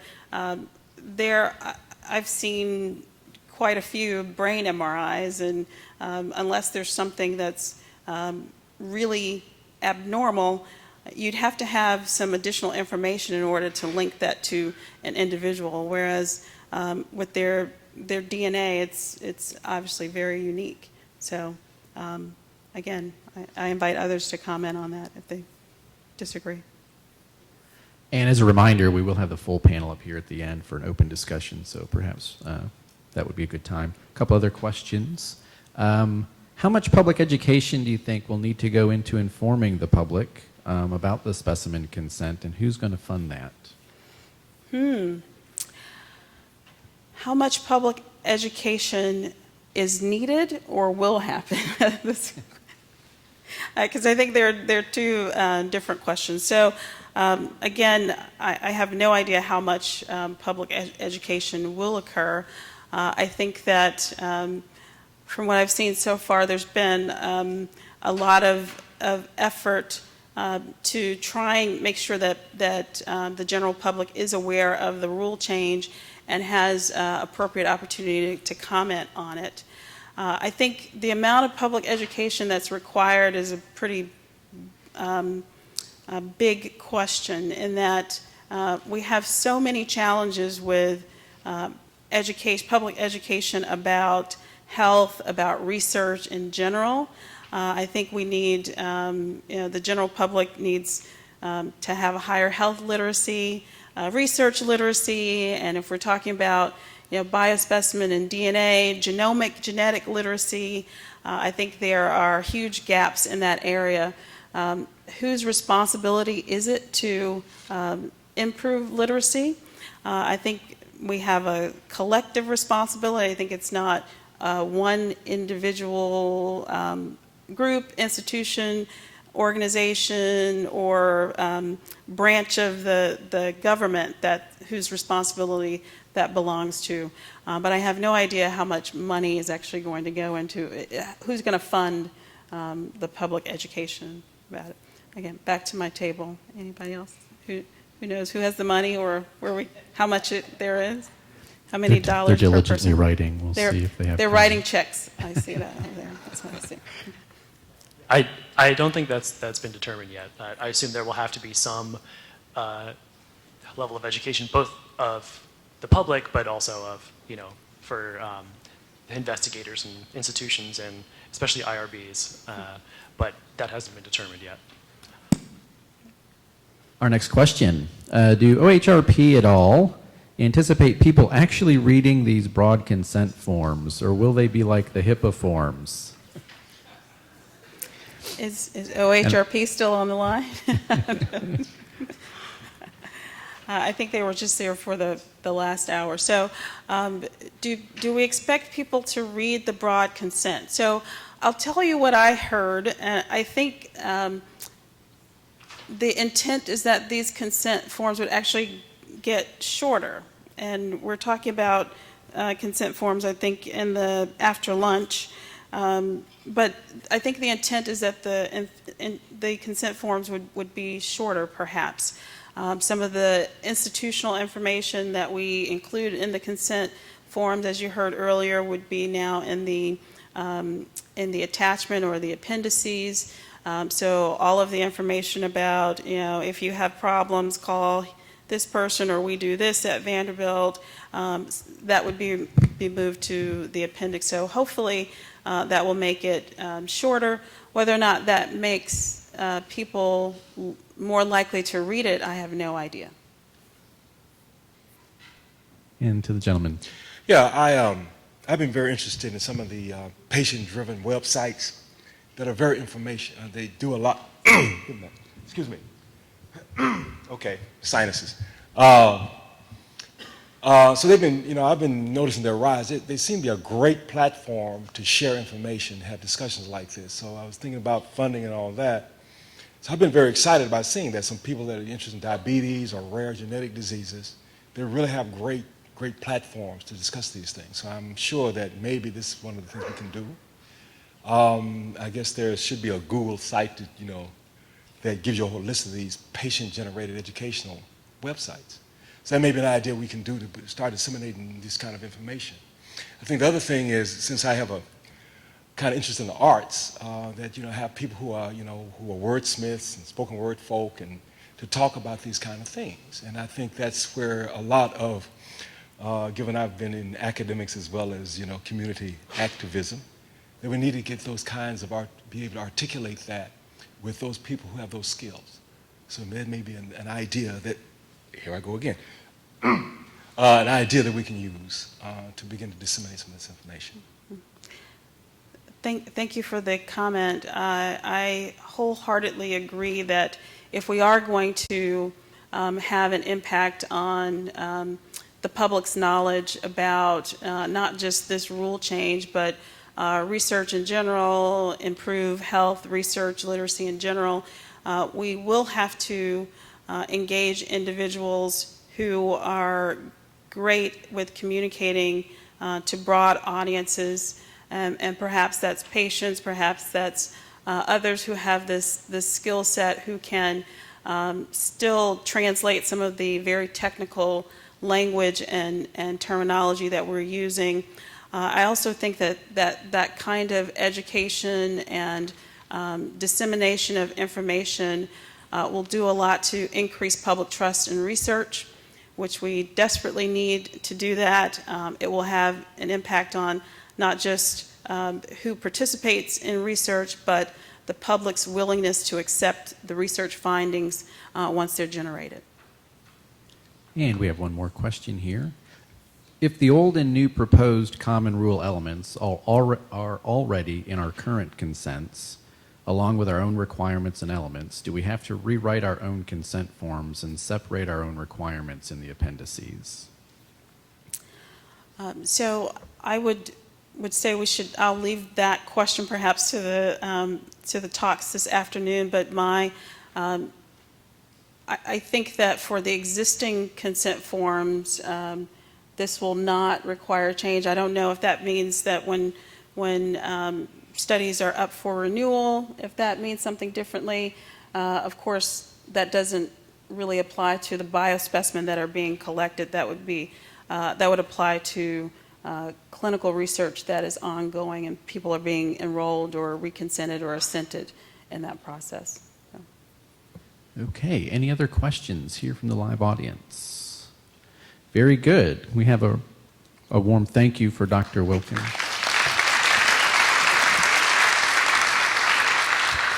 For those live streaming, I'll remind you this is the first of 5 listening sessions / public meetings to talk about the proposed changes to federal regulations for human research, otherwise known as the Common Rule. We are at Vanderbilt University. The CTSA C4 Center is running these listening sessions, and more information will follow at the end of today's program to give you information on where those are and when they're occurring. You can still identify questions and comments on Twitter at CommonRule2015, or you can email commonrule2015@ctsac4.org. If we do not get to your comment or question that you send in, we definitely will address those, and you'll hear from the center for that. Okay, we are going to stick to the schedule even though we're a little bit early, so that means we are breaking for lunch. Here in the center, you've got boxed lunches out there. Talk amongst yourselves, grab your lunch. There are also, if you're leaving early, there are certificates of participation out there, so grab one of those if you need it before you leave. And we will reconvene for the afternoon sessions at 12:15. 12:15. You have till 12:15.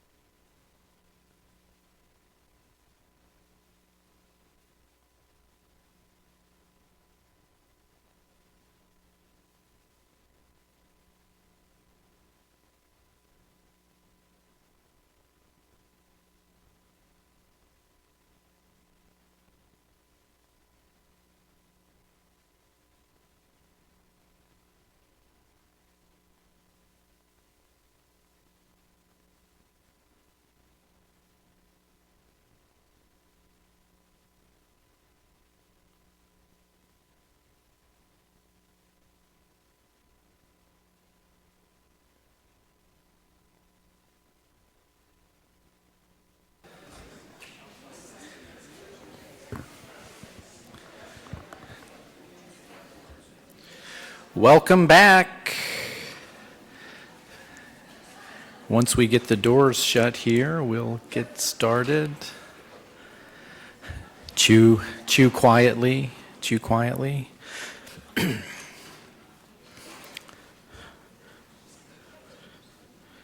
For those joining us live stream, we're at Vanderbilt University. We have information exchange sessions regarding the proposed changes to federal regulations for human research, otherwise known as the Common Rule. This is the first session of 5 complete sessions that will happen across the country, and they are being produced by the Vanderbilt University CTSA C4 Coordinating Center here at Vanderbilt. A couple of housekeeping before we introduce our next speaker. For your comments that have been coming in via email and Twitter, as well as comments here that you're making in the live venue, those are not formal live recorded comments that will be tracked by OHRP to make sure that your comments and suggestions and other information that you want to share are of formal record regarding the open period for comments. Here's the process. You can go to www.regulations.gov. You enter HHS-OPHS-2015-0008. That goes in the keyword or ID field, and then you hit search. On the next page, there'll be a submit a comment action link where you can formally submit what you need. Here are the instructions in front of you. You can also submit them formally by mail, and I will not read the address. There it is on your screen for you. We will go back over this information several times, but as a reminder, comments that come in excuse me, during this comment information exchange session, either by email or by Twitter, or the comments made here live at Vanderbilt, will not be formal comments unless you submit them through this process. So, also, if you're streaming in live, welcome to Nashville, Tennessee. We are on Twitter at Common Rule 2015, or by email, commonrule2015@ctsac4.org. You can submit comments and questions, and we, time permitting, will get to those for our speaker. Okay. Reminder that phones, pagers, beepers, please get them on vibrate, quiet, and we certainly will remind you of the charging stations here. Okay, to kick off our afternoon session, the topic is requiring informed consent for use of biospecimens.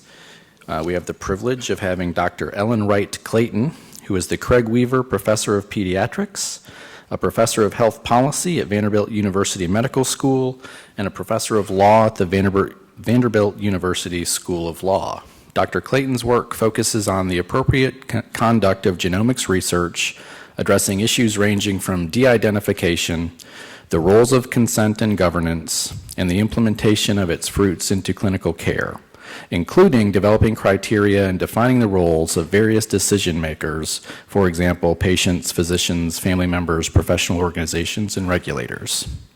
Dr. Clayton has served as the co-chair of the Ethical, Legal, and Social Implications Working Group of the International HapMap Project, as well as playing a leadership role in developing and guiding Vanderbilt's innovative BioView resource. She earned a Bachelor of Science in Zoology from Duke University, her Master's of Science in Biology from Stanford, her law degree from Yale Law School, and her MD from Harvard Medical School. Please join me in welcoming Dr. Clayton.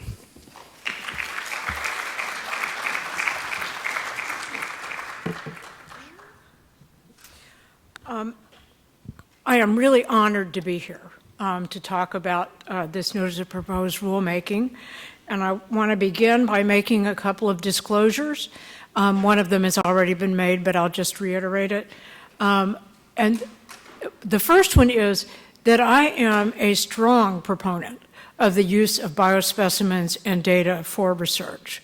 I think that this has given us a very powerful lever to try to understand the causes of health and disease, and I think this is a really important project.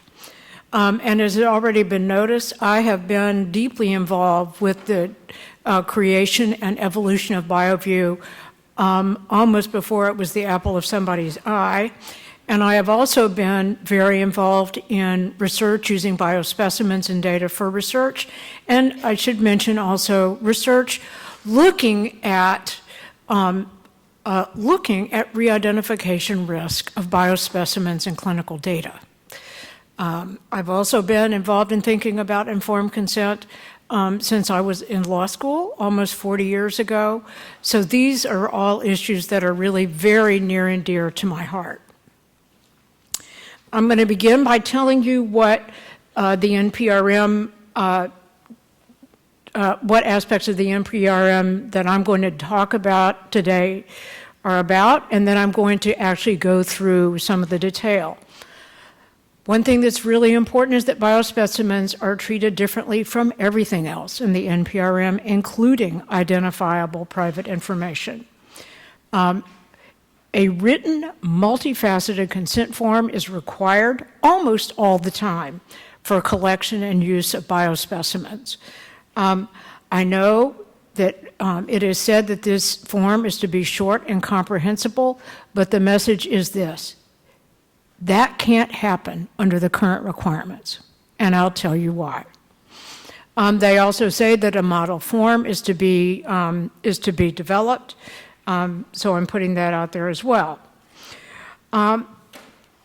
I know that the primary focus in the drafters' discussions is that this is about autonomy. It is also important to believe that they are very worried about identifiability. They say that it is, quote, acknowledged, quote, quote, close quote, that biospecimens will be easily identifiable in the future. I think that is an empirical question that we need to interrogate.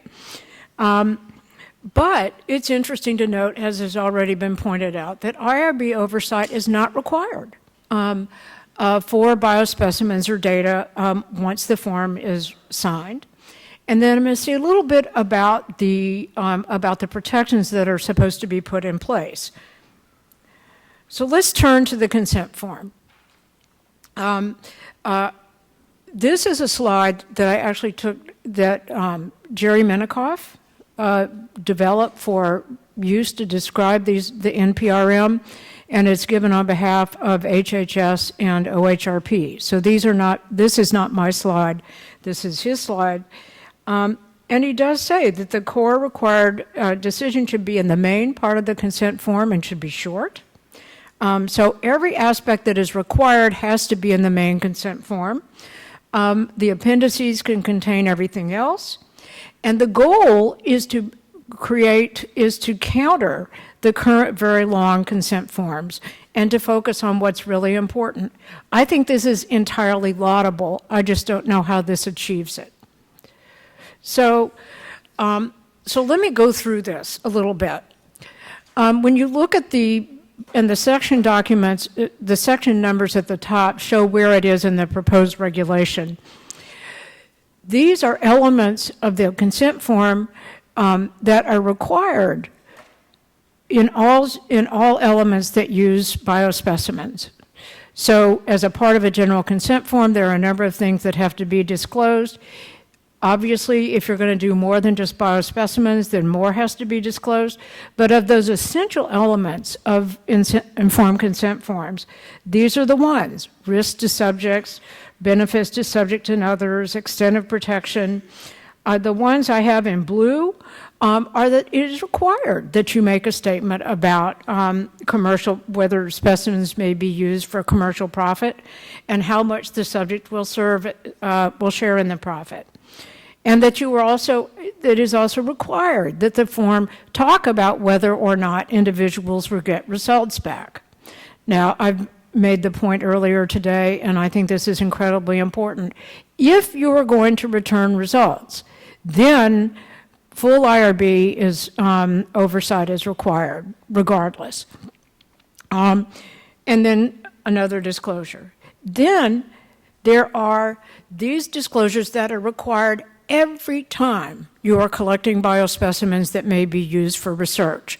And once again, in blue, I've identified just a few, but they require a general discussion of what kinds of research may be conducted, what information will be used, who's going to do it, and then because I quoted the regulatory language here, in the next one, it does have provisions that permit broad consent, that say that if you are that a clear description of what kinds of biospecimens are going to be used, how they're going to be, actually this isn't the broad consent thing, I'm sorry, but a clear description of the kinds of biospecimens or identifiable information that were or will be collected, how long it's going to be collected, and it can include all the medical records in the institution. So this is a pretty broad thing. It has limits on how long you can collect new data and biospecimens into the future before you have to get consent again. But at the time of the initial consent, you can agree that the information and the specimens can be used for an indefinite period of time.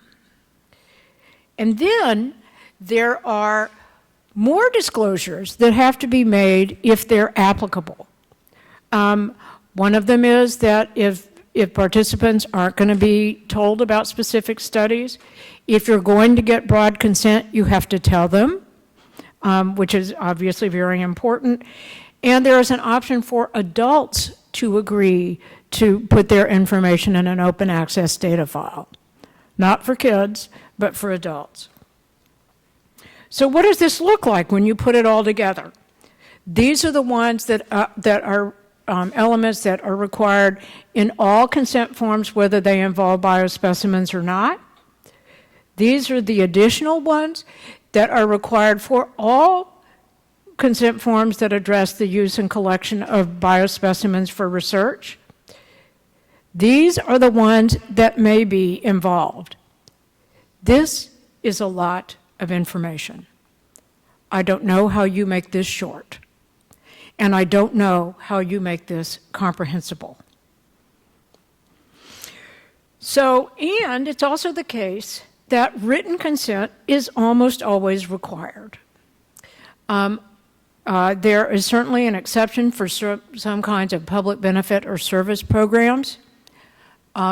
We also have the previously existing conditions for waiver of informed consent, minimal risk, and it's not practicable to get consent. You're going to give people information after the fact if it's important. Plus, in addition to all those limits, you have to show that there are compelling scientific reasons to use conduct the research, and that you can't do it with consented subjects. And then finally, I think very appropriately, they provide that if someone has been asked to give consent for use of information or biospecimens for research, that you can't and subsequently have waiver. The bottom line here is this: written, informed consent that contains all those elements is almost always required. So let me refresh your recollection. This is what the consent form has to address under the regulation. That's what it says. And when you read regulations, by the way, that what you look at is the regulatory language, and that other statements about brevity are not so compelling as what's actually required here. So let's ask some questions here. Will this disclosure of all those 16 elements that I just identified in the NPRM actually help people make informed choices? And particularly, is it going to help people make informed choices if they don't understand what the research enterprise is about in the first instance? or if they don't understand what the scientific enterprise is about in the first instance. Dr. Wilkins stated very clearly that it is a crisis in this country, that people don't understand why research is important, they don't understand how it's done, and they don't have trust in the research enterprise. And the idea that this form is actually going to be informative to them, I think, is actually really fairly questionable. The other thing that I want to point out here is that, particularly in an institution like Vanderbilt, where pathology specimens are used for research, what this means is not only the kind of consent that we currently get for BioView or that we currently get in a research protocol, it means every consent to treat form has to have all this stuff. It means that every surgical consent form has to have all of this, because it is probable that somebody is going to try to use something, learn something generalizable with these samples. That is the nature of what we do here. That is the nature of what you want the research enterprise to do. It will be everywhere. And I think it picks up on the question that was asked earlier about whether this is going to be something that isn't read just like the HIPAA consent form.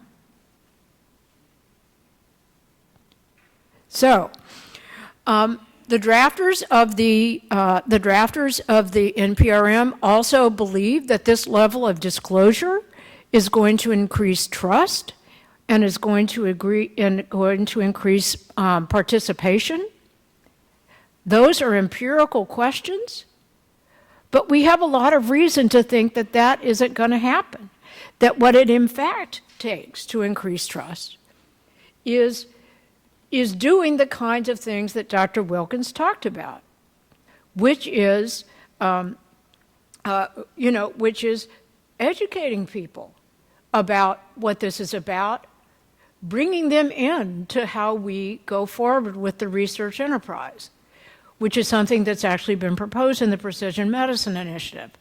This is what's really required. I want to back up for just a second and say that when I asked the question about whether this disclosure will help people make more informed choices, we have a ton of data over decades that show that complex consent forms decrease comprehension. We know that. I mean, and we don't even need data to know that, because we all know that in our lives. Have you read a EULA ever?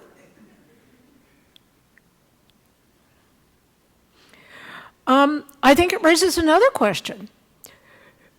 Should written consent be required for virtually all collection and use of biospecimens? The current rule actually allows some of the use of these biospecimens without specific consent. And we actually have a lot of data that show that a lot of people think this is fine. So, so I just want to put that on the table, that that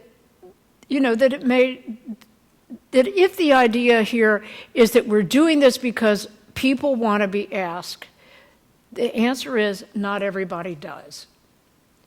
And we know that. So I'm being provocative here. And then I wanted to say something about the alternatives that were put forward for this undefined biospecimens. The drafters ask us to consider two different choices, one of them being whole genome sequencing, to say that we're only going to require written consent of this nature for whole genome sequencing. I think given their emphasis on responding to changing technology, this is an interesting choice. But the other one is something they call bio-unique information. Mr. Payne has already alluded to this. But I want to go over to begin to reach a conclusion. Again, pulled from the NPRM research use of information that was produced using a technology applied to a biospecimen that generates information unique to an individual, such that it is foreseeable that when used in combination with publicly available information, the individual could be identified. That is almost every potential use of this information. It's not just DNA. And so, so I think that, so I know they were trying to come up with a narrower definition, but I think we really have to really get into the nitty-gritty of this about whether this actually narrows the scope of this particular exemption in any meaningful way. So the impact of meeting these consent requirements are that IRB oversight of future research using biospecimens is no longer required. Certainly, a primary goal of this is that this will facilitate research because you don't have to talk to IRBs. I mean, they're actually pretty clear about that. So, but once you get the form, you're done. And so I think that's important to look at. IRB oversight is required, however, if research results are going to be returned to the individual. Now, this is a provision that I think is ethically and legally warranted. Someone asked about this. I'll take this on squarely. But it is an exception that is going to eat the rule. And what do I mean by that? I'm involved in a number of consortia right now that, as a matter of funding, we must return results. We must return results. And I'm here to tell you that it's really complicated. It's really complicated. And there is a growing consensus, not complete consensus, that it is morally required to return at least some research results. And the kinds of debates that we're having currently are whether it's just things that require immediate action or whether it means giving back whole genome sequencing or somewhere in between. This is a very, very hotly debated topic. But because informed return of results is going to become increasingly required, it does mean that the IRB is going to be involved. Absolutely. And one of the things that people are worried about is that this will create incentive. This is not me, I'm reporting others, that it's going to create incentives for researchers not to return results. Because if they don't have to deal with the IRB. If they do, then they do. But the issue is that going forward, they have to. In very many cases. So want to be clear about that. We talked a little bit about the protection of biospecimens and identifiable private information. The regulations really require only reasonable and appropriate safeguards to be developed. They talk about the integrity of the data and the privacy of the data, but they really provide at this point don't provide specific guidance about what that's going to look like. The HHS is supposed to develop a so-called safe harbor like we have in HIPAA, that if you meet these requirements, that you will be, that you will have been deemed to provide reasonable and acceptable appropriate safeguards. I think importantly and happily, they actually require this to be visited every 8 years in light of changing technology. So I think that's a really pretty good thing. And they also do say that HIPAA security compliance will work as well. So I think that we have some sort of vague language about what to do about privacy and security going forward. There are some additional limits on use and release of biospecimens that I am not going to go into right now, but just to know that they're out there. And then, of course, we've been told about the grandfathering. This was a big issue in the advance notice of proposed rulemaking because some people actually, wanted to go back and say that if you didn't have this kind of consent, you couldn't use the research. Like Dr. Bernard, I'm pretty happy that we have the grandfathering provision in here that says that these samples that were collected before the effective date of the regulation, and I think Mr. Payne pointed this out very well, there's time after that for actual compliance, but effective this way, the date of, but data and biospecimen collected prior to that are grandfathered in. So long as associated individually identifiable information is removed. So I think that that's probably good news. Now, I want to talk a minute about data, and here these are slides again from Dr. Menikoff, who's the director of OHRP, and that are for the public presentations about this, because I want to make an important point here that that may have escaped notice. That basically the rules with regard to secondary research with de-identified data are not changed. Doesn't constitute a human subject, and it's not under the regulations.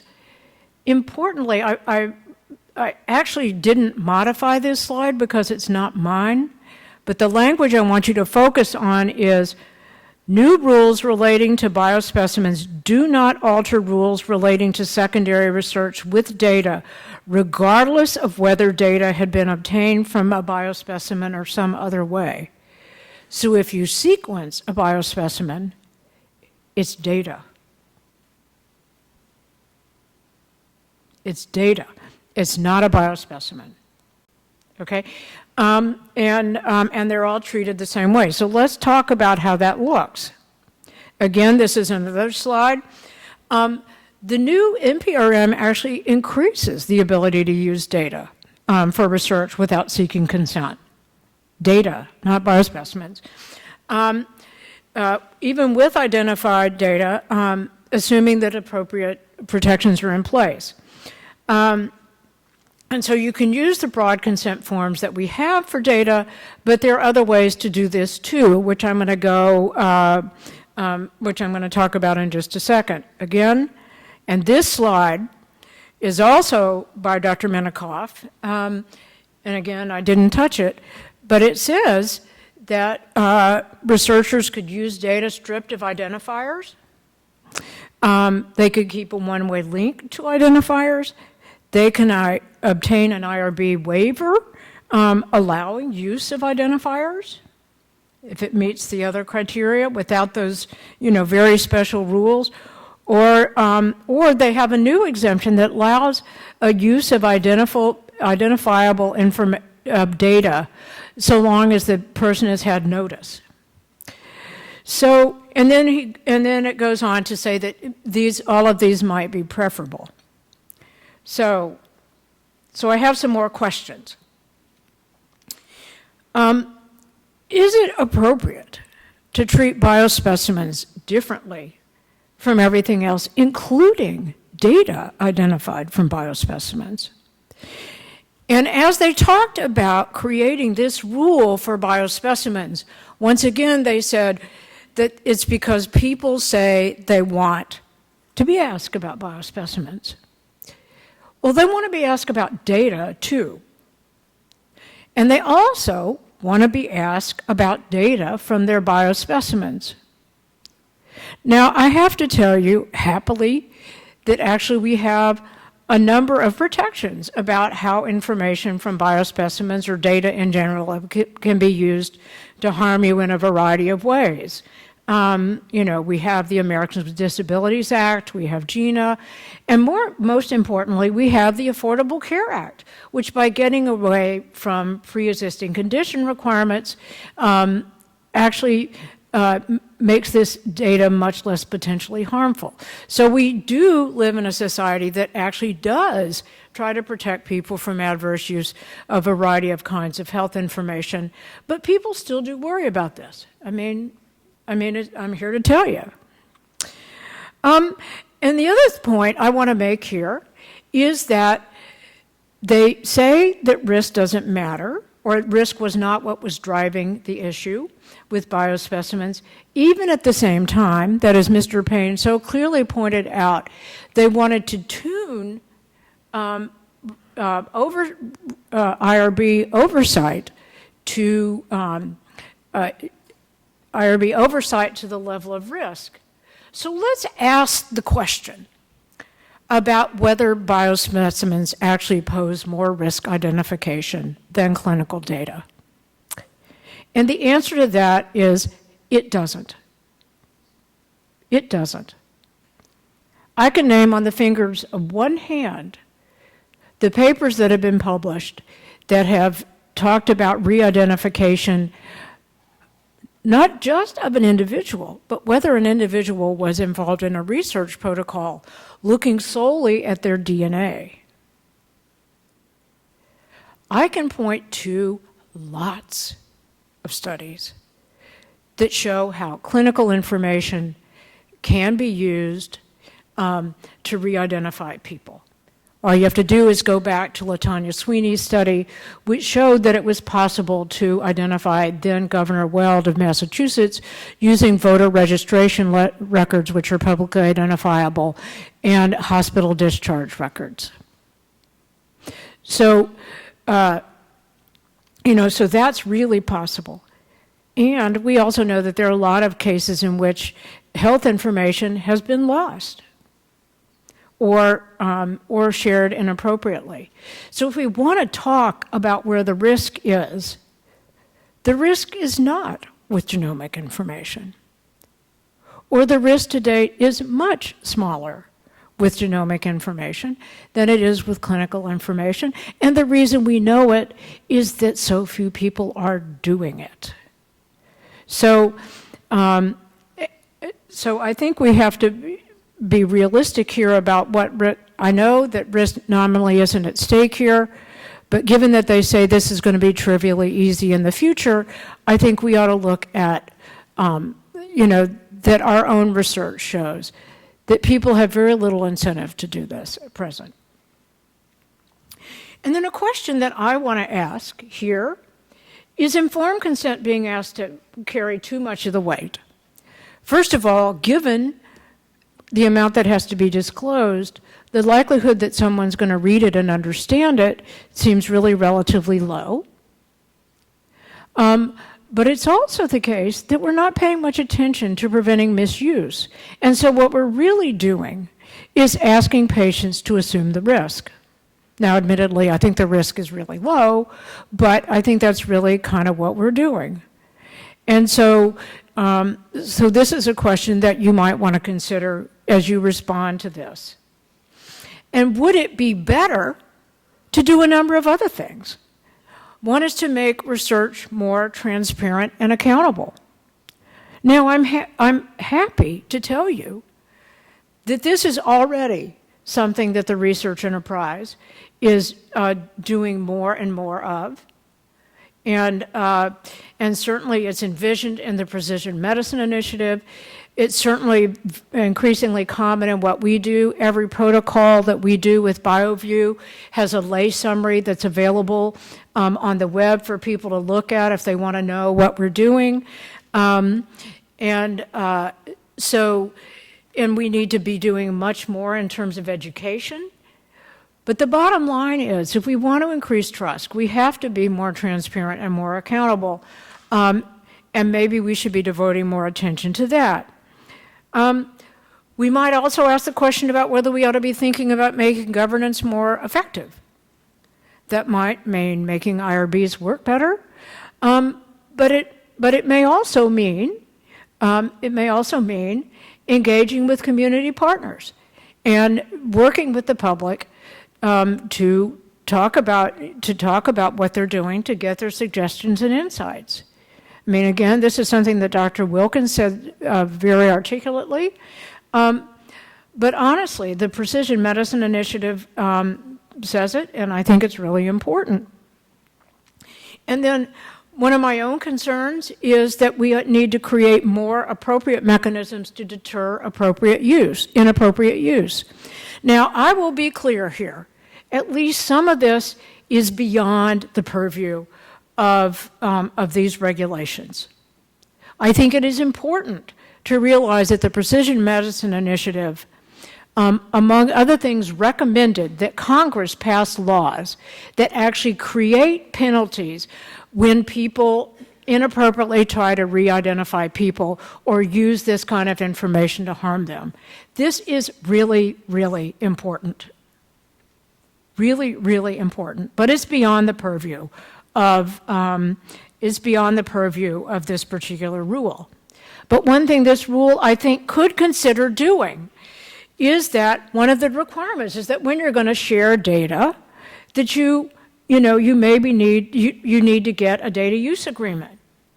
I think that's a great idea, but it would be nice to have data use agreements that have teeth. And one could imagine that this rule could create liquidated damages. That means that you have, like if you violate this rule, you have to pay $1,000 per person or whatever. Or you can say that, that there are other things that can happen to you. And we see things like this already, both within HIPAA and with the genome data sharing policy of the NIH, where if people misuse the data, and all of this is available on the web, by the way, that they can be banned from further use of genomic data. But I think as we think about what we want to do with protection of human research participants, we have to figure out not only how to give them a choice, and when it's necessary to give them a choice, but how to address the reasons why they were concerned in the first instance. And to be sure, some of it is privacy per se, but to be sure, but it's also about the harms. And thinking about how to address that appropriately, looking currently at what's available, and thinking about how we ought to go forward. So thank you very much.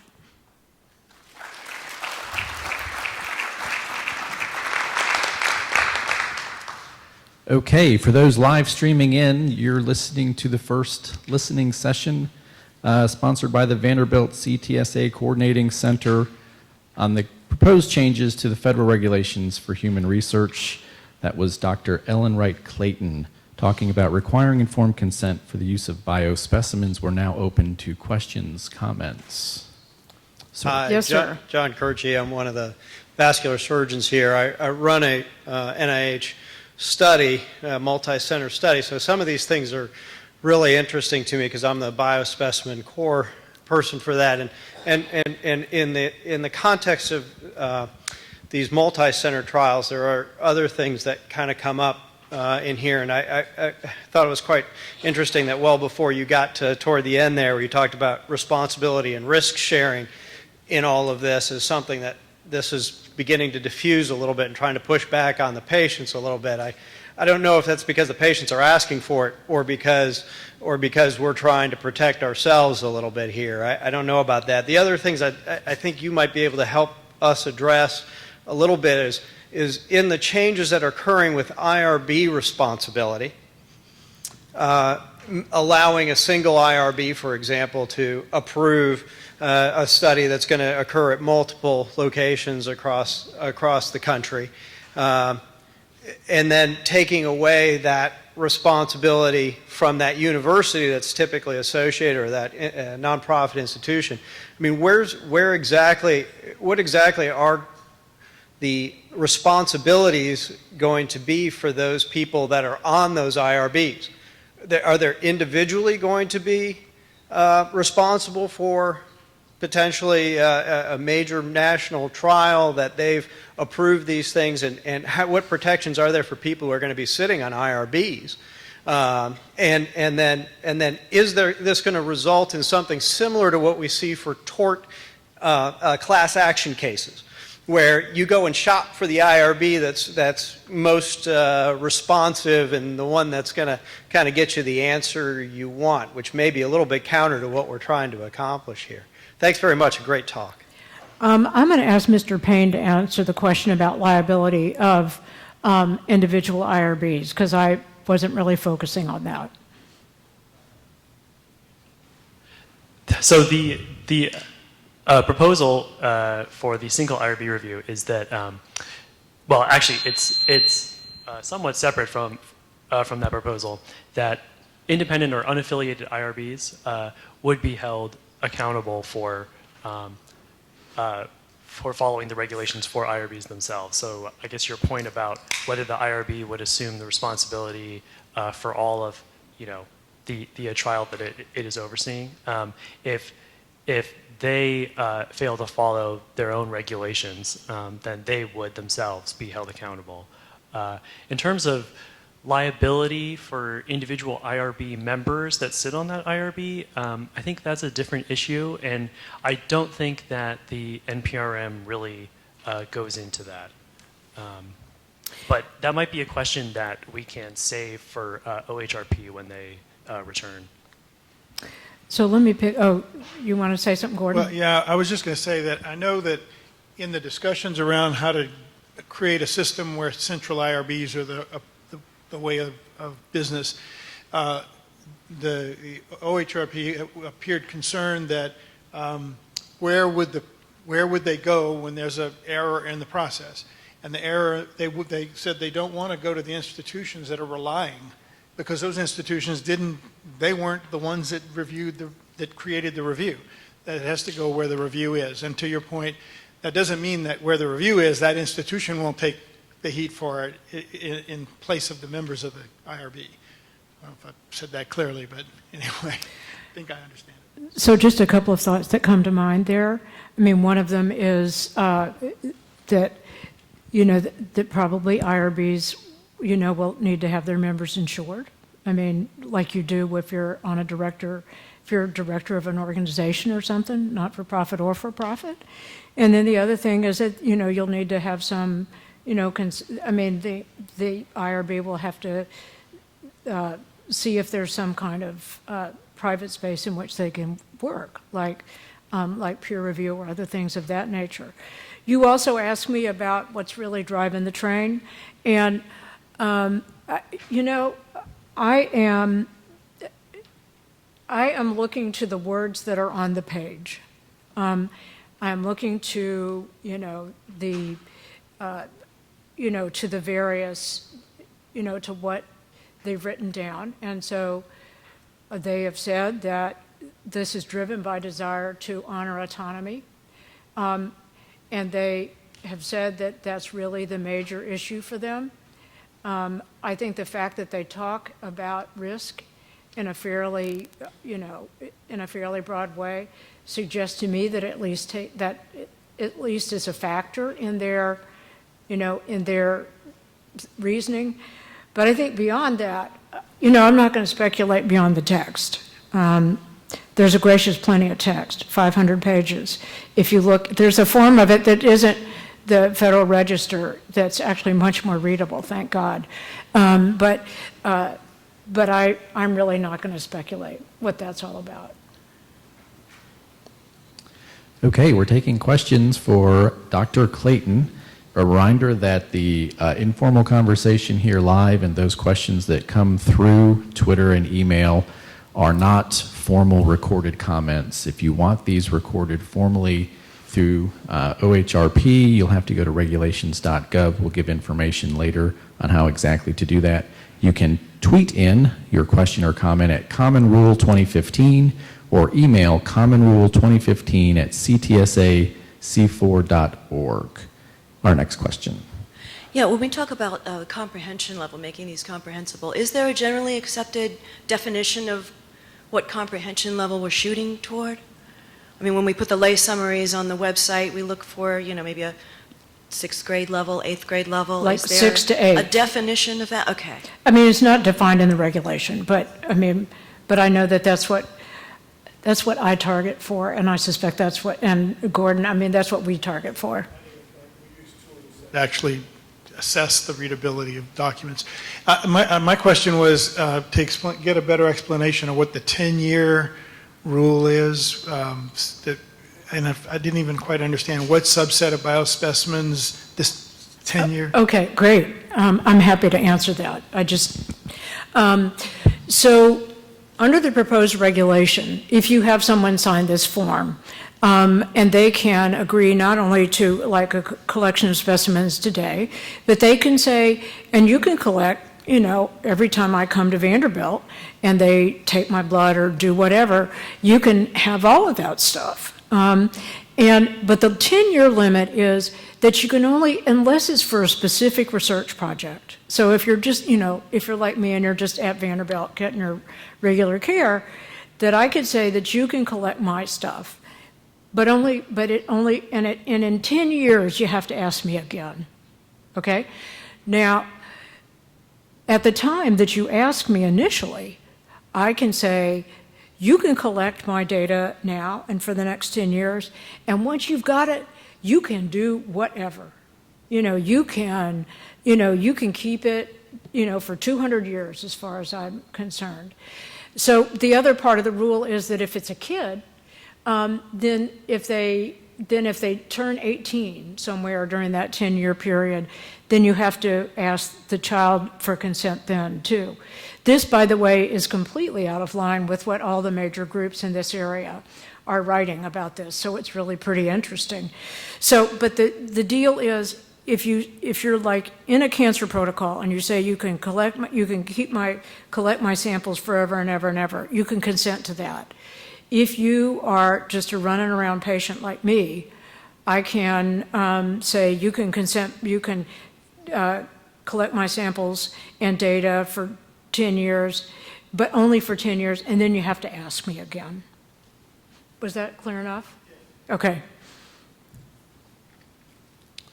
Okay, while we're waiting for some more live, we've got some questions that came in from the world. The first inquirer gives some background first.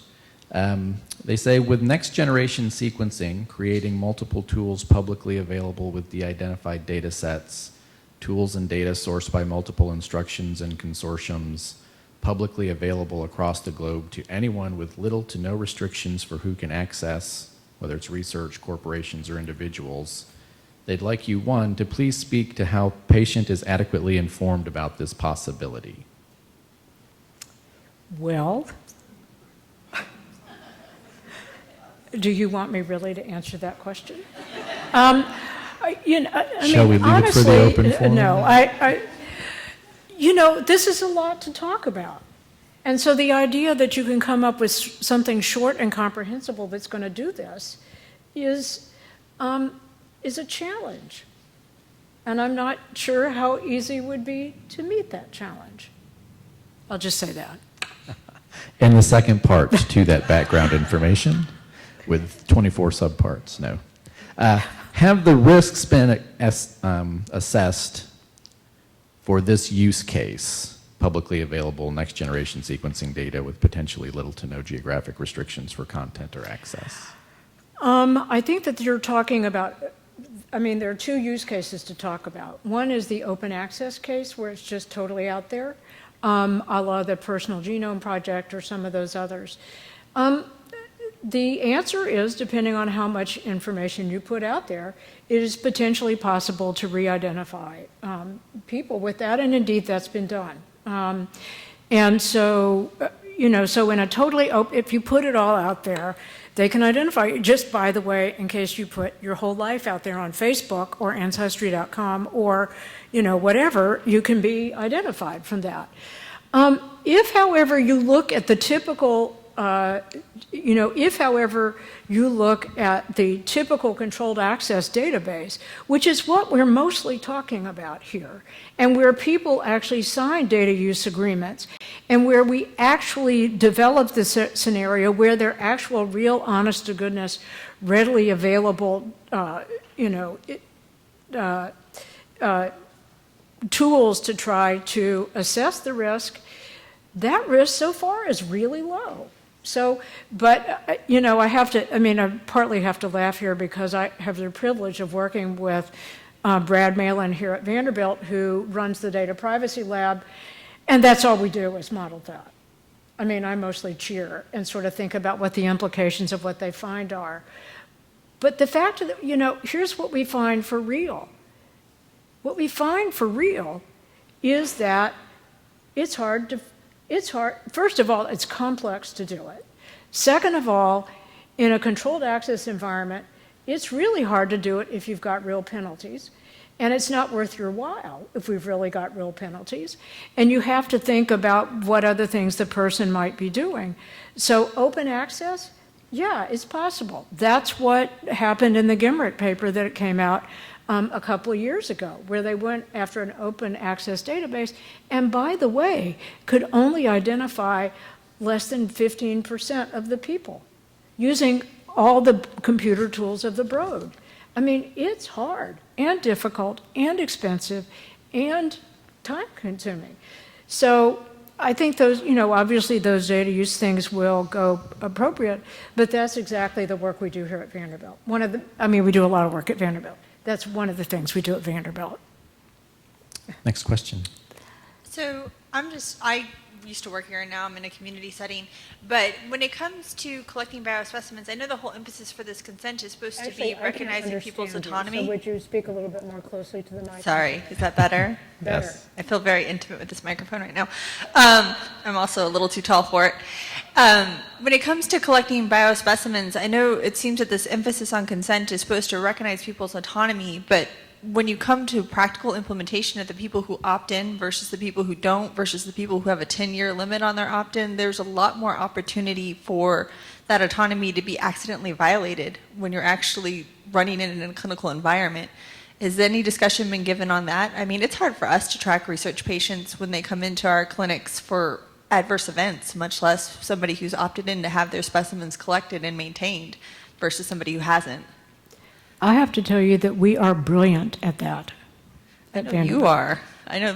No. I think as an institution, we are brilliant at that. You know, we've been doing that since, and I don't mean to be facetious at all, but we have been with BioView tracking who's in and who's out, you know, for almost a decade.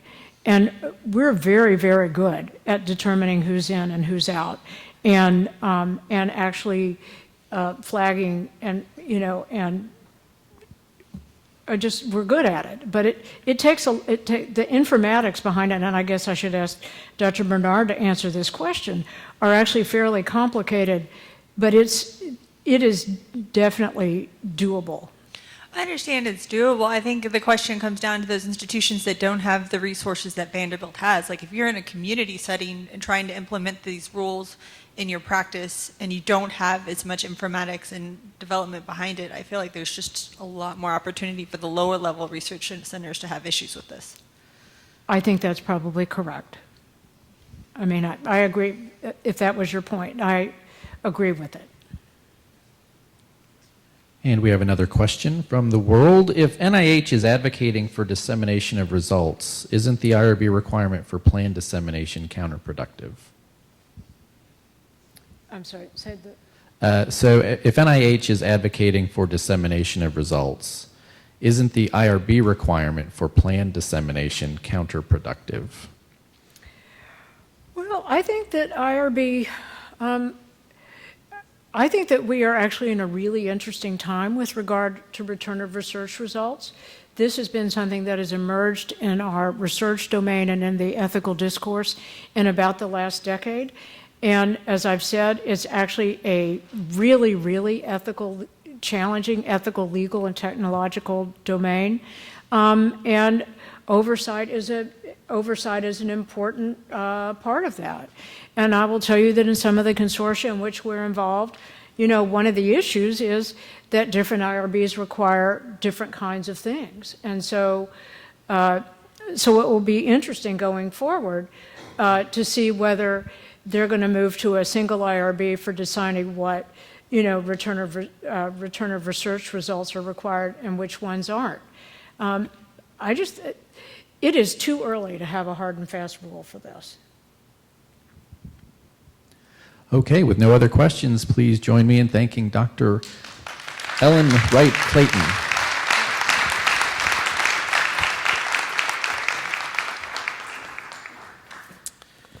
Okay, I'll remind folks streaming in, this is the first of 5 sessions to examine or discuss and allow comment on the proposed changes to federal regulations for human research.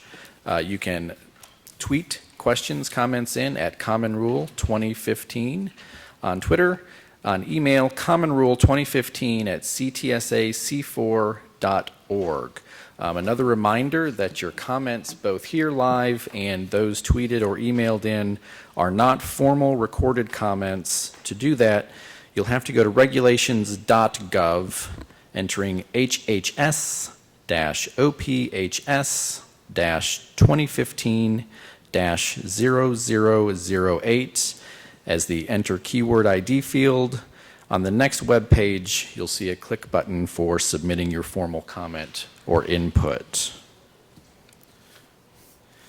Okay, before our open discussion, our final speaker of the day is Dr. Joden Platt.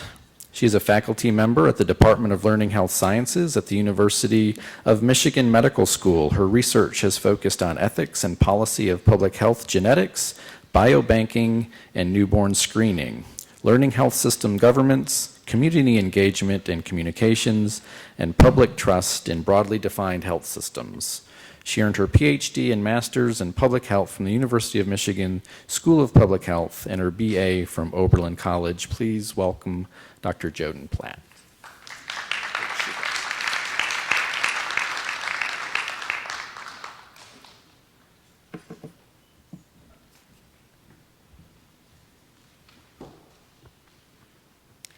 Good afternoon, and thank you. I'm really excited to be here. It's my first time at Vanderbilt, first time in Nashville, so thank you for having me.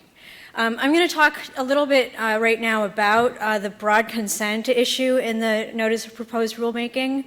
And I've basically divided my presentation into 3 separate parts. We'll talk a little bit about, sort of go back to some real basics, but we'll go through them fairly quickly to understand what we mean by specific consent so that we can then understand what we mean by broad consent. And in the NPERM, it really applies to secondary research more than anything else, so understanding what we mean by secondary research. I'll go then through the rules about the proposed use of broad consent in the Notice of Proposed Rulemaking, and then sort of consider sort of what do we think, how is it actually going to work out in practice. And for that discussion, I've put together some information from some research that we've done in community engagement in Michigan and around the country on consent preferences and public trust. So the sort of traditional process is that there's a researcher who has a plan, takes that plan to the IRB. The researcher, with approval, can then go out and recruit subjects. Once these subjects are recruited, the researcher will ask for permission or gather consent for that specific research project. Will collect information and perhaps a biospecimen, and then store that information in a biospecimen in some safe place that's protected using fancy tools. There may or may not be a linkage back to the original people that provided that information. And then the researcher is then able to analyze the data that he or she has collected and comes up with an answer. And this is sort of what was happening when the original sort of informed consent rules 20 years ago were proposed. So this is sort of the traditional ways. What happens in science, though, is that you get an answer and then you have a new question, you come up with a new plan, and again, sort of typically that might mean that you need to go back to the IRB and start the process all over again. But if instead we can go back and just go back to that stored information and data, that would be called secondary use of that data, and it makes the process a little bit more quick. So you've now reduced the time. But what it leaves out, perhaps, or questionably, is how does informed consent fit into this, and how does the IRB fit in? Another way to think about secondary use is this sort of clinical setting where you may see a doctor, or you have newborn screening, or some sort of project where a biospecimen is collected, information is collected, and that goes into a storage facility. There's a researcher that sees that, has an idea, makes a plan, and ideally, or sort of the most efficient way is to go straight to that data and use that for a research project. Again, where does the consent process fit in? Where does the IRB fit in? And over time, one of the reasons for the change, one of the reasons we're having this discussion today, is that we want to sort of know how should informed consent fit into that process. So when do you need it? Is that initial consent enough that came from that initial research project? There may be a statement in that project that says, yes, we can use this for additional research in the future. Do we need to ask each time? If we require data de-identification and if we break that linkage altogether, is that enough? So broad consent is often sort of a link between breaking off that linkage completely and being able to use the data and biospecimens to accelerate research, which is really sort of the ultimate goal here.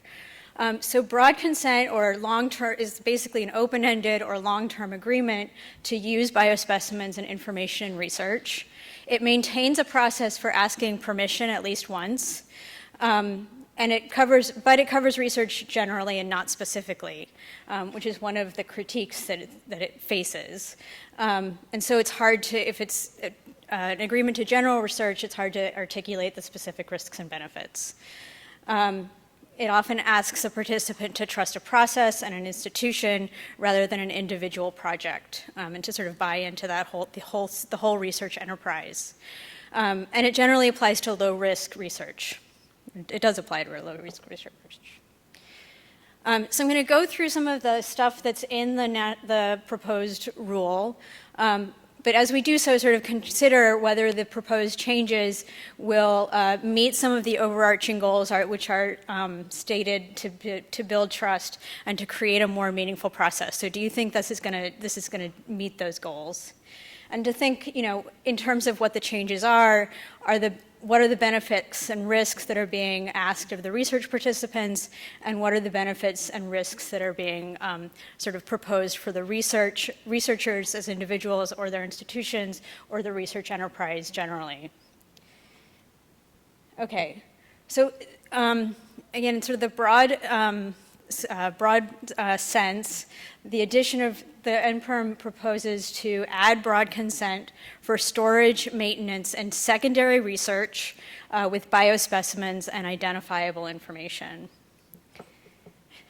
The new rule for broad consent applies to biospecimens and identifiable information collected as a part of research and as a part of non-research activities like clinical care. It does not apply to research that's not about generating new knowledge about a participant. We've sort of talked about that a couple of times already. But so if it's not generating new information about a person, it doesn't apply. It doesn't apply to information that is not identifiable, and it doesn't apply to many existing biorepositories that will be grandfathered in. And again, we just heard about some cases where it may not apply, where information is sort of especially treated in the NPERM. So what goes into the broad consent? Basically, it includes everything that's in the specific consent that we just heard about, that long list of things, with the exception of sort of issues that wouldn't apply to a broad consent form. So specific risks and benefits won't go into broad consent form. But it will include a general description of the types of future research and the types of researchers that can use your biospecimens and information, or identifiable information. And it will also include language about describing the types of biospecimens and information collecting during the course of an original study, so of part of the research, or if it's coming from the sort of clinical setting and not originating in research, a description of the types of biospecimens and information that will be collected and stored for the next 10 years. And we just talked about that. So this is all part of the new proposed broad consent rules. And under the new rule, the HHS will develop templates for what this should look like. All right, so now I'm going to sort of, how do we think this is going to fly? And I'm basically going to use, most of my data is from a couple of studies that I've been working on at the University of Michigan with Dr. Cardia, trying to understand what the public thinks about different informed consent processes and data access issues. And our context in those studies is, in general, the Michigan BioTrust for Health, which is a biobank containing a little over 4.5 million blood spots from newborns born between 1984 to the present. The blood spots that were collected between 1984 and 2010 do not have informed consent for research purposes because they were collected for newborn screening. So when they created this new organization, they wanted to find ways to be able to use the blood spots for research. And so these questions about what kind of informed consent do we need, what do people think about it, can it be used, started to come up. So we've conducted a number of community meetings around and sort of deliberative processes around the state and engaged a number of people in those sorts of conversations. We've also done a couple of Facebook campaigns to see how social media might be used to raise awareness. And then we've done a couple of state-based, population-based surveys. So it is clear that people want to be asked for the most part, but they also want to be asked clearly and simply. And we also find pretty clearly that people are different with respect to how they want to be asked. So in the question of sort of, do we provide, is broad consent okay, or do we really need specific consent for every research use? In the Michigan, this is from our Michigan community meetings, most people do want to be asked, but they're very split about whether or not they want to be asked each time or whether they want to just opt in once and have a broad consent. This is a finding that is actually pretty consistent. So we worked with Dr. Kaufman to analyze some data on a survey that was done to investigate preferences and ideas about a hypothetical biobank to study genes and environment.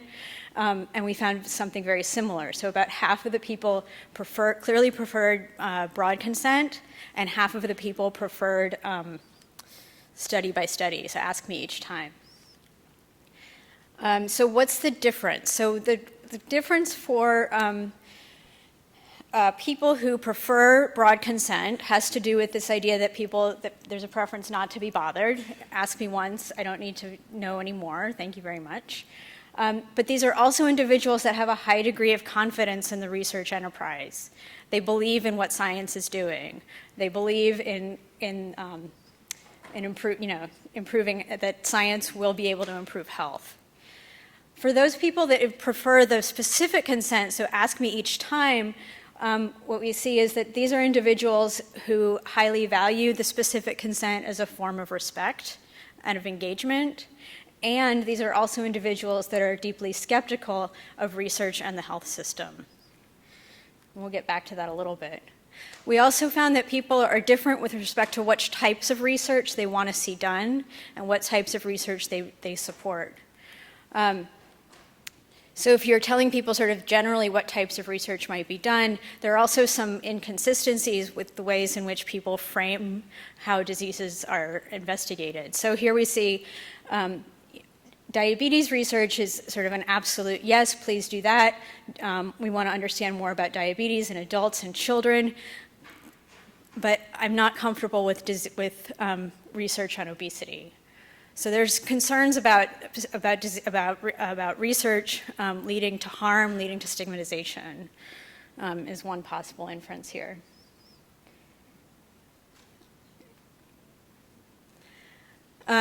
We also learned, and I'll share some information from our qualitative research, that process matters, implementation matters, and trust matters a lot.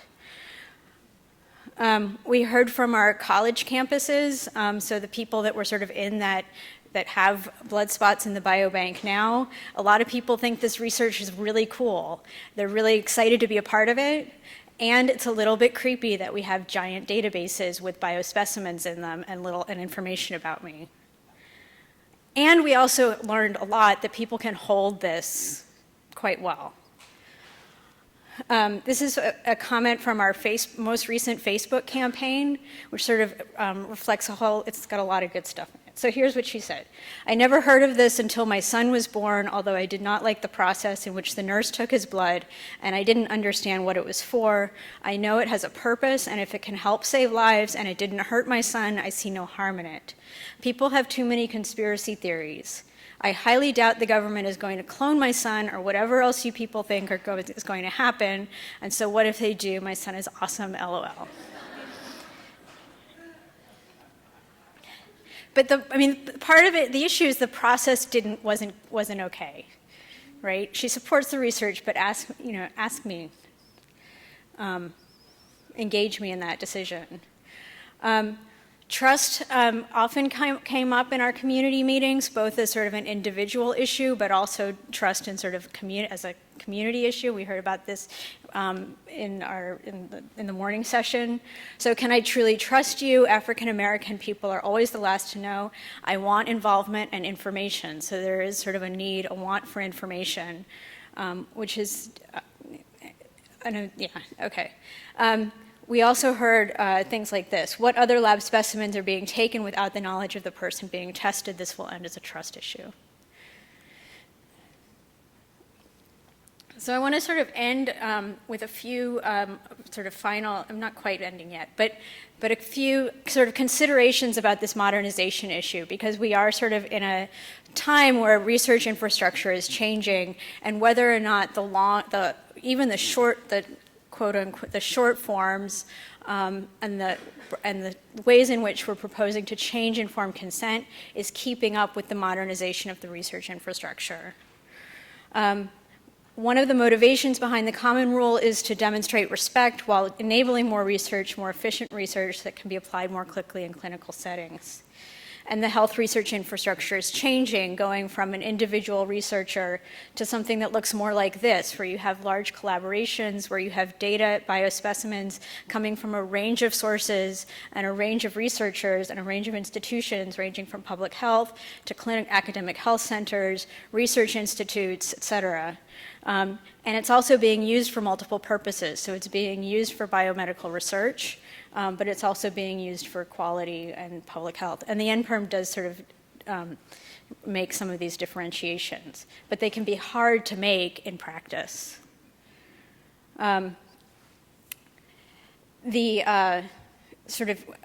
We heard a little bit about what's being done in precision medicine, which is very much sort of cutting edge. Return of research results is highly complicated, and will continue to be a gray area.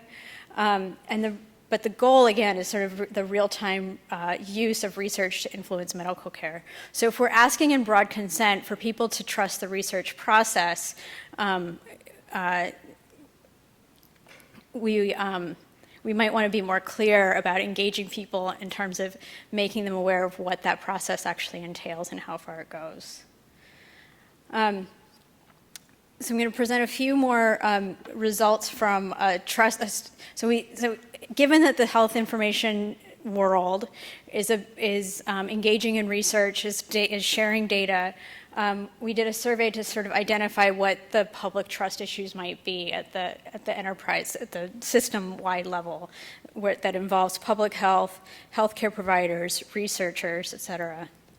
And what we found was that the people generally, more people trust the health system than not, but it's not an overwhelming majority by far. So about a little over 54% are like, yes, I absolutely trust this institution. And there's a fairly high amount of skepticism about the adequacy of the policies to protect health information, and that that's a factor that is associated with trust. There's a high prevalence of beliefs in medical deception, and that expectation of benefit is by far the most sort of clear factor that predicts trust, which is consistent with the finding that for preference for broad consent over specific consent.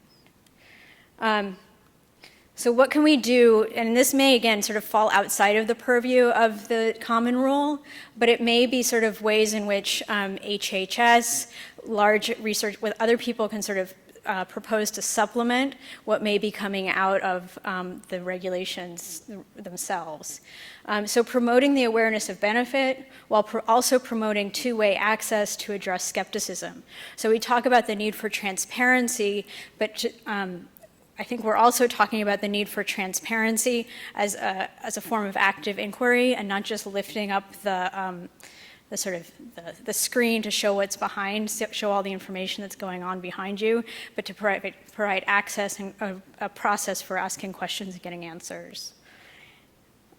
So there is in the NPERM, in the spirit of transparency, an idea that we should post consent forms, that people should be notified if their data is used. But are there other ways that we might provide this sort of two-way notice of use and what research is being done? And then a final note that awareness is actually quite affordable. So just to give a quick example, our latest Facebook campaign, in 9 weeks, we ran 9 advertisements and reached 1.2 million people for a little over about $12,000. So that's not very much. A quick example of this is, so this is an example of what a post might look like, or what it did look like in our campaign. This reached about 100,000 people in a week. And we spent a lot of money on healthcare. And we need more research. We need to know more about what works. We know about things that don't work. We know long consent forms don't work. We know the language is confusing. But are there better forms? Are there some forms that are better than others? Are there some forms that are better for some people than others? What is the effectiveness of the process? If we really care about the process, what is the effectiveness of the process, and what is the outcome of interest? Is it understandability of the form? Is it just that people understand what we're doing? Is it that they accept what we do? Is it the number of forms that get signed in a day? Is it satisfaction? Is it trust? And these are things that we can ask and answer. Meanwhile, one of the questions for public comment is whether or not we should just keep asking. Do we keep asking for broad consent, and if so, how often? And the number in the proposed rule is every 10 years is a possibility, but again, that's up to you and to us. And I would sort of ask as my final sort of statement, if we're going to account for the variability in a modern world, are there ways in which the regulation can account for some of these preferences for broad consent, some of the preferences for specific consent, perhaps through raising awareness, perhaps through making the system accessible but not necessarily obligatory, and doing so through the evaluation of communications, forms, and processes to create an evidence base and perhaps consider time limits. Thank you.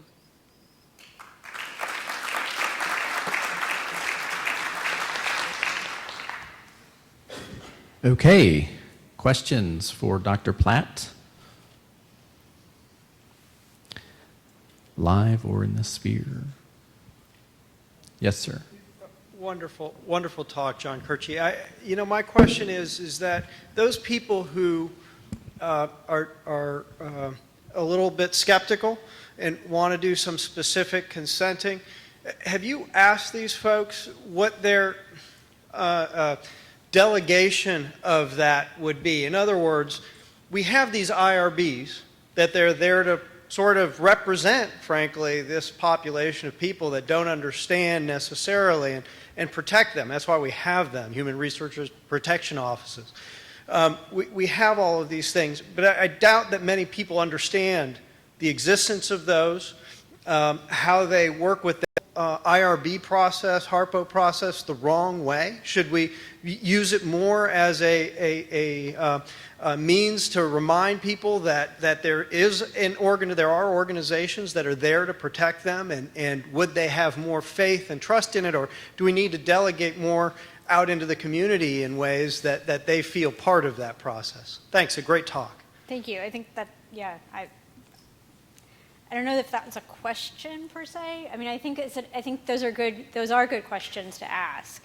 And I think that that from what we hear, it's true that the process itself is not very well understood. That there's I think that what you're proposing could work. Is basically. But you haven't asked that.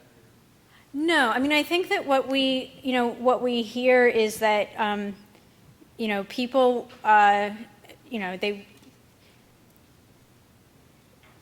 they want. I think that part of the idea behind I want to be asked is I want you to tell me what you're doing. And I think that there is some research that says that just sort of being able to explain that would be helpful, would help to sort of create the trusting relationship. Any other questions? Yes, Dr. Bernard. So I wondered, I think both of you alluded to the complexities of the broad consent and the requirements of it.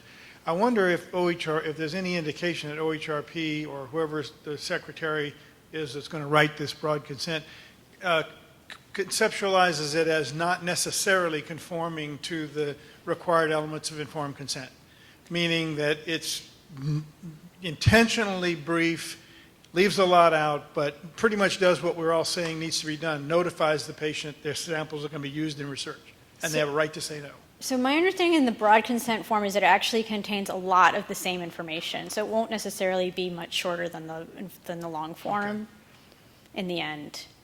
That you just sort of take out the specific information and replace it with sort of general, we're going to keep using this forever or as long as we say in this form that we're going to use it. Dr. Clayton? So first of all, thank you for that talk. I'm actually quite familiar with your work. And I would just mention that sometime soon, I hope, we've just completed a systematic literature review that includes your work, actually, that will be appearing in Genetics and Medicine. And that actually reaffirms your point, which is that although lots of people like broad consent, not everybody does. And for a whole variety of reasons. So I think that's really very helpful. We had talked about this a little bit earlier. I don't think that the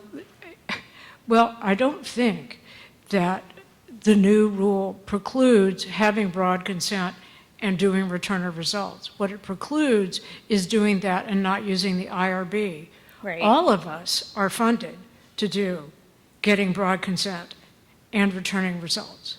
Right. And that, because the genome data sharing policy requires us to get broad consent in order to get funded, and yet they also require us to return results. So I just want to we had talked about that earlier, but I do want to clarify that. Yeah, It's not forbidden. Right. It just requires IRB oversight. So Right. I think that's a pretty important point. Yeah. So thank you. To our left. Thank you. Elizabeth Heitman from Vanderbilt Center for Biomedical Ethics and Society. This may not be your project, but a few years ago, University of Michigan had an excellent online program for teaching investigators how to talk to potential participants in their research as part of the informed consent process, recognizing that informed consent is not the document, but is actually the recruitment and the conversation. That's been taken off the website the last time I went to recommend it to some trainees. Do you know where it went? Is it coming back? Is it still accessible? I don't know. You ought to put in a plug for it I as will do part that. of your discussion, because part of the problem is the lack of conversation about what we're talking about as disclosure. There is an awful lot of paperwork. Some of it, as Dr. Clayton has said, may be pretty onerous. People trust the person they're talking to if that person takes the conversation seriously. Right. And it's an excellent program. Yeah. So, Thank you. thank you. Yeah. Thank you. Any other questions? We have none from the world. Okay. Thank you, world. We're running ahead of schedule, but the show must go on. So we will, I'm sorry, we do have one more. Okay. Yes, we were talking earlier, and as long as the folks who have presented them provide them to the coordinating center and the other folks, they will put them online and send out a notice of where they are and how to access those. Another question here? Michael May, Vanderbilt. Has there been any discussion or formal approach to the concept of mobility of the global consent? Because if I consent to something and it's good for 10 years, but my insurance changes, I might have to use a different lab or a different institution or a different city, or I might get another job, or I might retire, or I might go to the moon, or whatever. Yeah. But how will my global consent sort of follow me around the world? So my understanding is that when you consent, you, and suppose the idea is that it's an indefinite use. So you consent for the indefinite use of anything that's collected from you for the next 10 years. At 10 years, you are asked again, if you come back to that same place, you may get another consent form from that research institution or that hospital, probably be that hospital or clinic, and that would sort of count for the collection of new biospecimens and new data for the next 10 years. But it's independent of the amount of time that it's being used for research. Does that make sense? So there's a new form after 10 years, but it doesn't apply to the stuff that was collected last year or the year before. Ability. And I would have to assume that it's the entity that you sign the consent form that's holding those specimens is all that's covered. Yeah. If you go to a different entity that's collecting the specimens, a different corporate entity, then they have to consent you there as well. That's right. Yeah, thank you.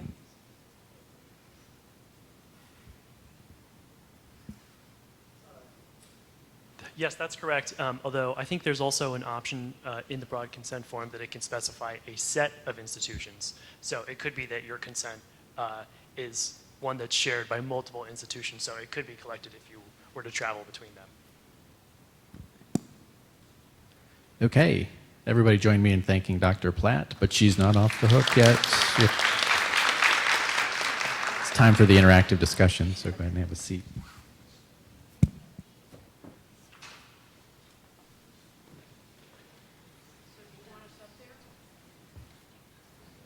Yes. It's now time for the interactive session. We're a little ahead of schedule, so I think that's fine. So, Mr. Taunton Payne, Dr. Gordon Bernard, Director of Vanderbilt Institute for Clinical and Translational Research. Taunton from the Policy Analyst, the Office of Science Policy at the National Institutes of Health. Is Dr. Wilkins still with us? She is not. Dr. Ellen Wright Clayton, Craig Weaver, Professor of Pediatrics, Professor of Law, Vanderbilt University. Joden Platt, as we just heard from, Assistant Professor, Department of Learning Health Sciences, University of Michigan Medical School. Let's make sure your microphones are on.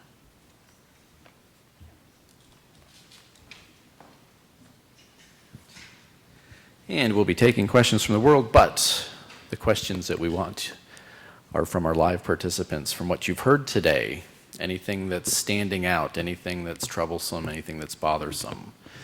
We have a wide and deep level of knowledge here on the stage, here and here, not here. So now is the time to get some questions answered or to maybe dive deeper into some of the issues that we heard about or were brought up today. Anyone? Sir.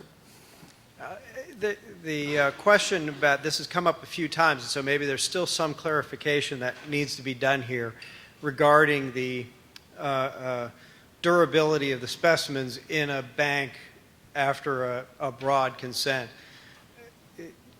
And I guess my real question, and the thing that concerns me a little bit, is the withdrawal of consent. So you've placed specimens in, you've done this for 4 or 5 years, and they show up on year 5 and say, okay, no more. I don't want you to ever use my specimens again. Are these then, is this retroactive to the specimen that was put into the bank 5 years ago, or is it only prospective from there? Thank you. So I don't think it would be retrospective, but it would be to withdraw consent for future collection of identifiable data or specimens that still remain during that amount of time that the consent is still good for. So there would also have to be a caveat provided with the statement that consent could be withdrawn in the broad consent, that if the information or specimens have been distributed, that they would not be used, well, that they could not be withdrawn from future use. So that would include data and specimens that are in a biobank. I'm afraid I'm going to respectfully dissent. The ability to withdraw does mean the ability to withdraw the samples that are already in there, assuming they haven't been distributed to somebody. But if they're just sitting there, having been collected in year 1 and in year 5, you say, you know, I don't want these used anymore, then it has been the case for a long time that you can actually have those samples removed. And indeed, so I just want to be, I would be surprised if you couldn't go back and get rid or prevent the further use of a sample that was collected previously.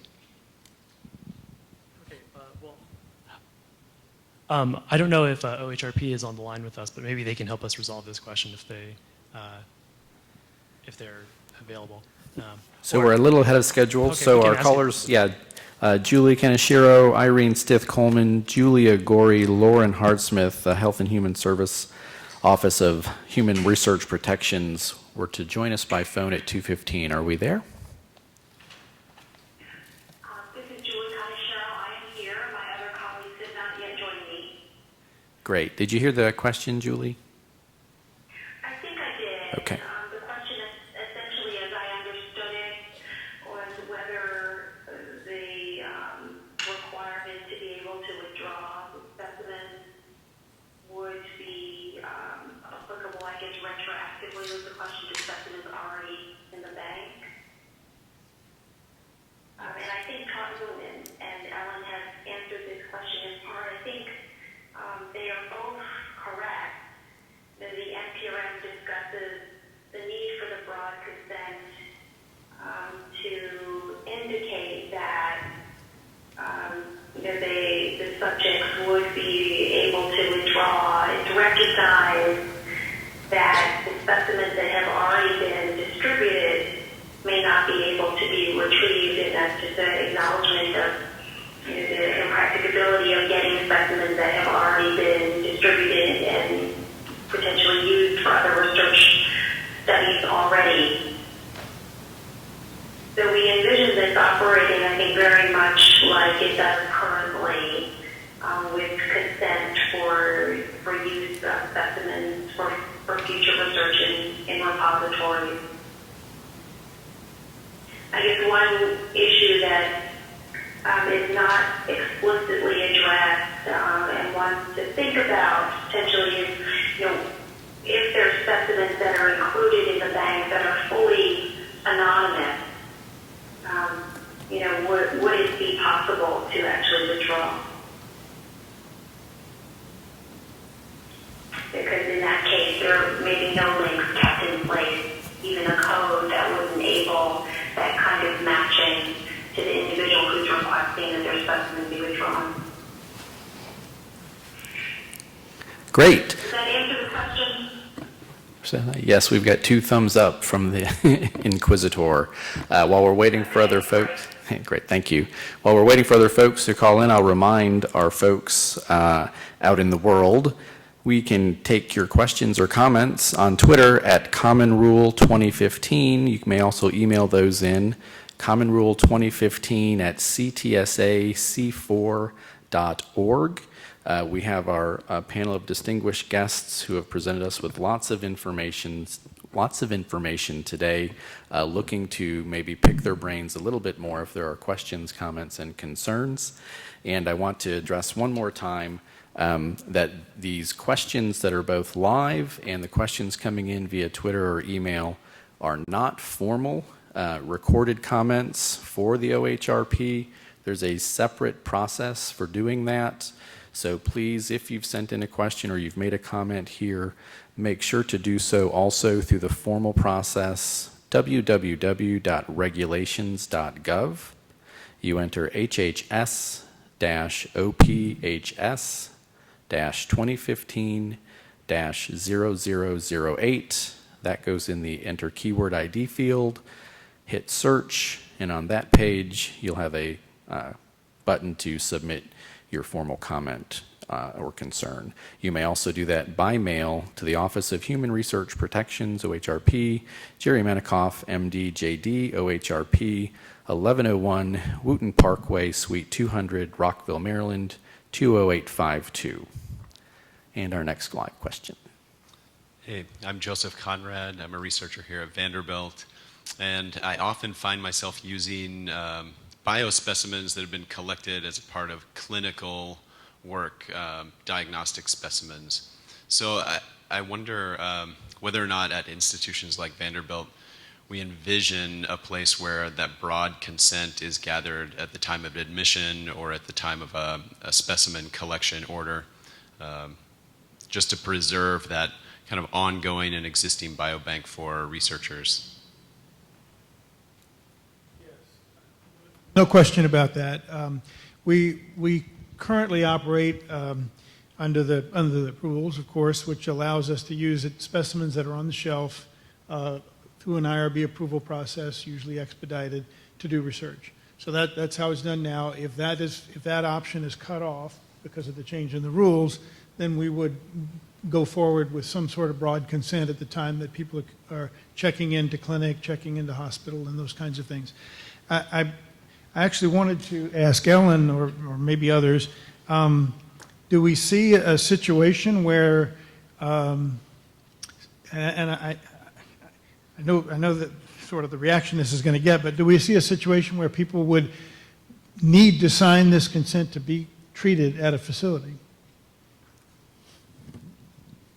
And let me preface that by saying, if you don't sign a lot of other forms to be treated at a facility, you can't be treated, like sharing your information with your insurance company or with Medicare, with government agencies. So there are lots of other precedents for saying, if you don't sign this, you don't get treated here.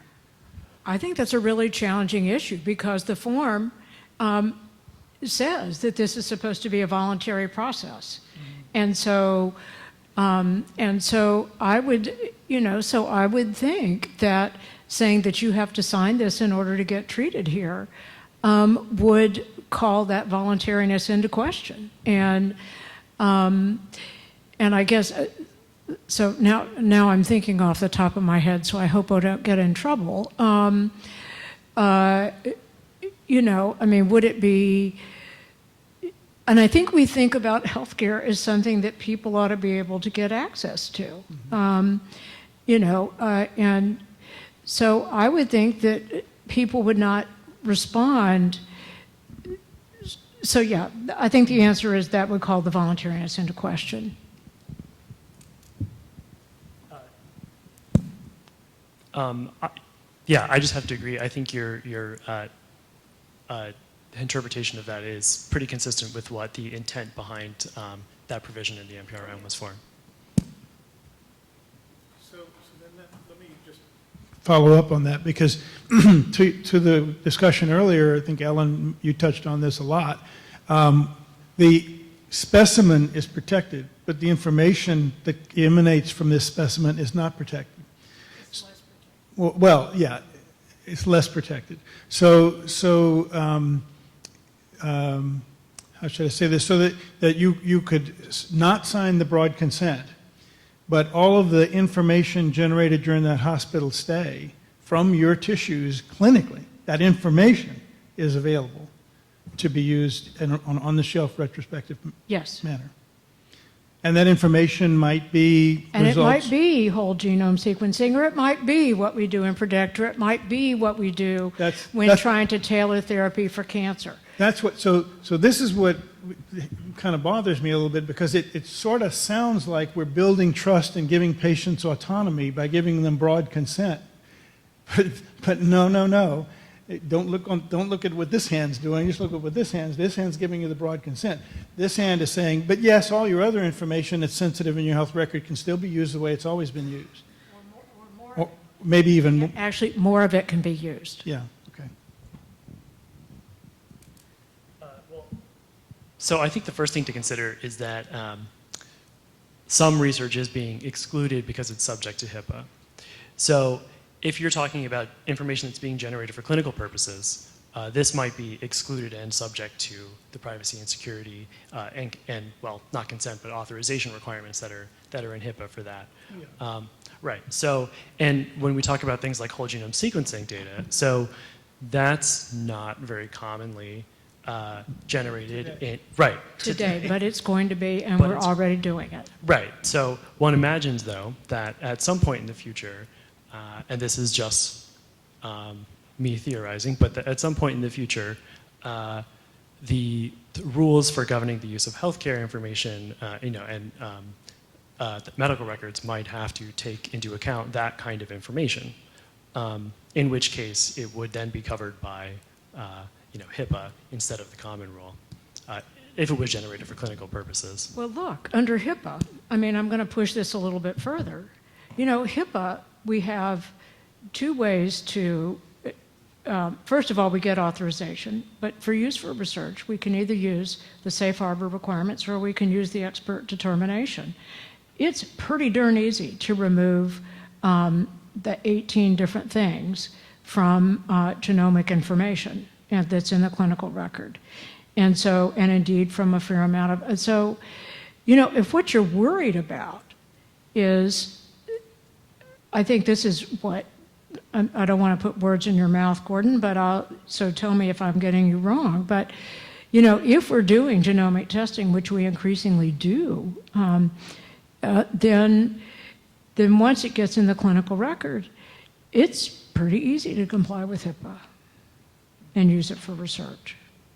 Am I wrong, Yeah, Gordon? well, that's right. And what my question is the motive for the broad consent truly about autonomy, or is it about re-identification?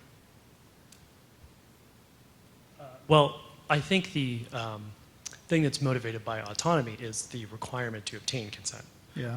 Broad consent is an allowance and would not necessarily be required, but it is something that I think helps institutions and investigators to some extent, especially when they're trying to implement this new requirement for consent. So there are sort of two aspects of it. It's a requirement for consent and an allowance of broad consent.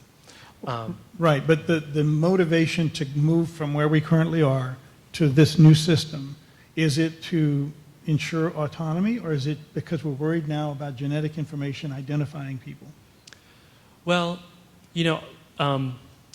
I think Ellen said earlier that is probably a factor in it, and I mean, to some extent, that has to be right, correct? Because autonomy is in part about allowing people to make an informed decision about whether they want to expose themselves to risk. And so if there is a risk that exists now that didn't exist, say, in 1991, and people are being exposed to it, then presumably they would, under the sort of ethical principles that underlie the common rule, need to be informed about those risks and be given an opportunity to make a choice. So that's really where the requirement for consent comes from. I mean, but it's about autonomy, and that is an aspect of it that may have brought this issue to the forefront. But I would say that the requirement is motivated by a desire to increase the autonomy for research participants. So I want to challenge you a little bit about this. First of all, looking at the executive summary, that a lot of this is motivated by research that says people want to be asked. And that although you say you're not looking at risk, in point of fact, the risk of the genomic data is much less than a lot of other stuff in the medical record. And so the dichotomy cuts the wrong way. I mean, if you want to ask people because they want to be asked, then you have to address the possibility that they actually want to be asked about the other data too. And I think that's an issue. And I guess you could say that's covered under HIPAA, perchance. I don't know, but I think that there's an empirical issue there that I think needs to be taken into account. And we've got Terry from OHRP that would like to chime in. Terry? Oh, sorry. Julie? I'm sorry, were you asking for input here? Yes. That's part of that conversation. I think that's right. Really, it is the focus of this proposal is one about autonomy of individuals, and I think it's a question about whether there are different autonomy interests for data versus biospecimens, and that's one that we look forward to getting a lot of comment about, because as we discussed, there are different rules clearly that are being proposed for both sets of materials. Thank you. I'll just remind folks, I'm sorry? Okay. Just to follow up on Bernard. that a bit more, we have no control. Many Americans have no control over their de-identified healthcare data as it goes, say, to a Medicare database. And that is used for a whole variety of things, including medical research, but many other things that are not medical research. And so somewhere along the way, someone has decided that society thinks that's okay, that even though some people might not like that to happen, it's just going to happen, and that's the way it goes. And so I kind of now look at public opinion, and I say, well, if we asked everybody, is it okay for all your medical data de-identified to go to Medicare databases, you'd find a few percent that would say no. But we say, well, no, it's for the public good that we do this. So somewhere in there, that has to enter into this discussion a bit as well. Some of this research, or most, I hope all of this research that we do in medicine is for the public good, and that there will always be a small percentage that don't want to participate in it. Okay, we understand that. Yeah. And we have a live question. Okay, I think some of the things you just said is going to kind of inform this question for me. I was thinking about, those families that have, kind of genetic specific diseases, like, maybe increased risk for sickle cell, Tay-Sachs disease, something like that. But what came to me is, suppose the person in the family dies, then what happens? A little closer to your mic. Oh, okay. Wow, I thought I was close. So I guess my question is, if a person in that targeted family group, targeted group, passes away, then what happens in this whole discussion with that data, or those biospecimens they preserve, like in the DAX case? How do we approach it now, maybe with the family members or the surviving descendants? Well, I think very simply, the common rule does not apply to people who are deceased. And the NPRM doesn't propose a change.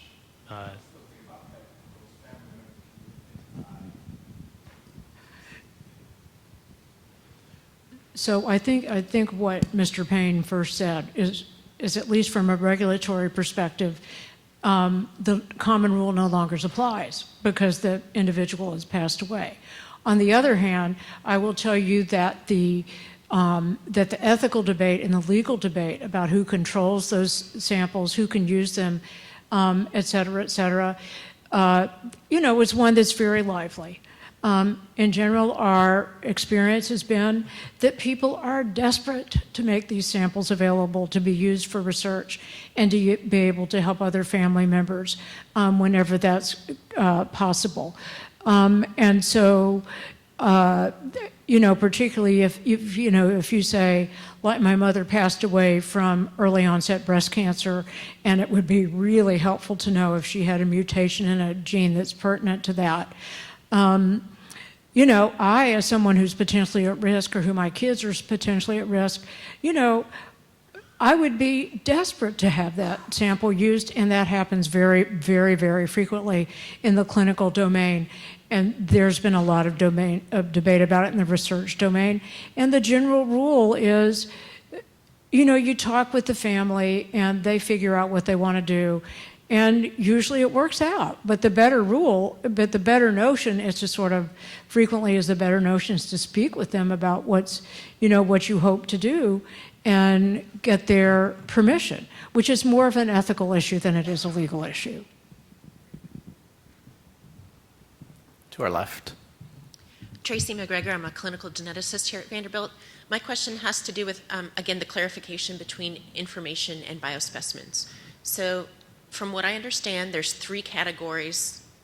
There's clinical information that was obtained for clinical use, that it's in a patient's medical record. There are biospecimens, either obtained for clinical use and the residual is for research, or was initially obtained for research, so that's the biospecimen category. And then the third category is information that was obtained from a research initiative, not from a clinical initiative. So my question is, if I as a researcher approach the information, leave the biospecimens out of it for the moment, what is the difference between the clinical information that may be that is recorded in a patient's medical record and research information that is held by somebody that was obtained from biospecimens obtained under broad consent?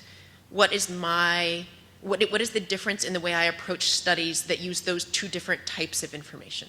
Is one under the guise of HIPAA, and the other is under the guise of exempt, no IRB oversight, no additional consent?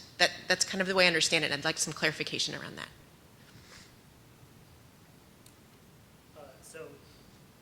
that. If you were obtaining information from a medical record for a study, that would involve a exclusion from the common rule and would be subject to HIPAA. Whereas if you were obtaining information that was obtained during a research study, that would be subject to the common rule. Although if it's de-identified, it might qualify for an exclusion as well. Remember that the slide that I showed from Dr. Menikoff says that data are data, and they're all treated the same.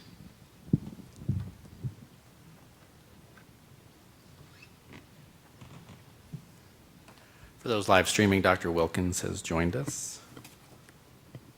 Okay, we've got one comment and a couple of questions from the world. The comment is, I'm delighted that the changes to the common rule are considering simplifying informed consent language. To this process, I would recommend 4th, 5th grade reading level to maximize understanding of information. Questions. How would these new rules affect data sharing plans, if at all, that NIH requires? And 2, how is the single site IRB of records selected?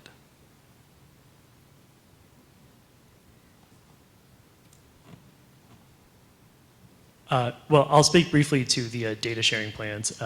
So as far as I know, there are 2 policies at NIH that require data sharing plans. One is the 2003 data sharing policy, and the other is, and this may be what you're referring to, is the genomic data sharing policy. There are requirements in the new requirement for safeguards that affect the disclosure of information that's under those safeguards. So the data sharing plan would presumably have to be consistent with those new requirements. And in general, any policies at NIH that exist now that are compliant with the current common rule would change to become compliant with the new common rule when it's issued. Well, one comment I would make is that it does require that in the fairly long list of disclosures, that you do have to talk about your data sharing plan and who you're going to share it with. So that's absolutely required. I don't know how the central IRB is going to be picked. Can I say something about that? So I've been very interested in central IRBs and reducing duplication in the IRB review process for a long time. And I'm totally supportive of the notion of having one IRB review a given study. What's not there is a system that I can see at the moment coming together that would avoid chaos, because as a person who oversees an IRB, we have already now several central IRB studies with central IRBs. They're all in a different place. They all have different processes. They all have different means of communication between each other. It's quickly becoming a very difficult animal to manage from a local IRB perspective. Yeah, just to respond to that, I think it's true that to implement some of these new requirements, there's going to have to be new systems developed, and new kind of methods for doing things will have to be developed as well. I would note that the single IRB requirement is one of 2 provisions that are given an extended period of time to come into compliance with the Common Rule. It's 3 years from the date of publication of the final Common Rule.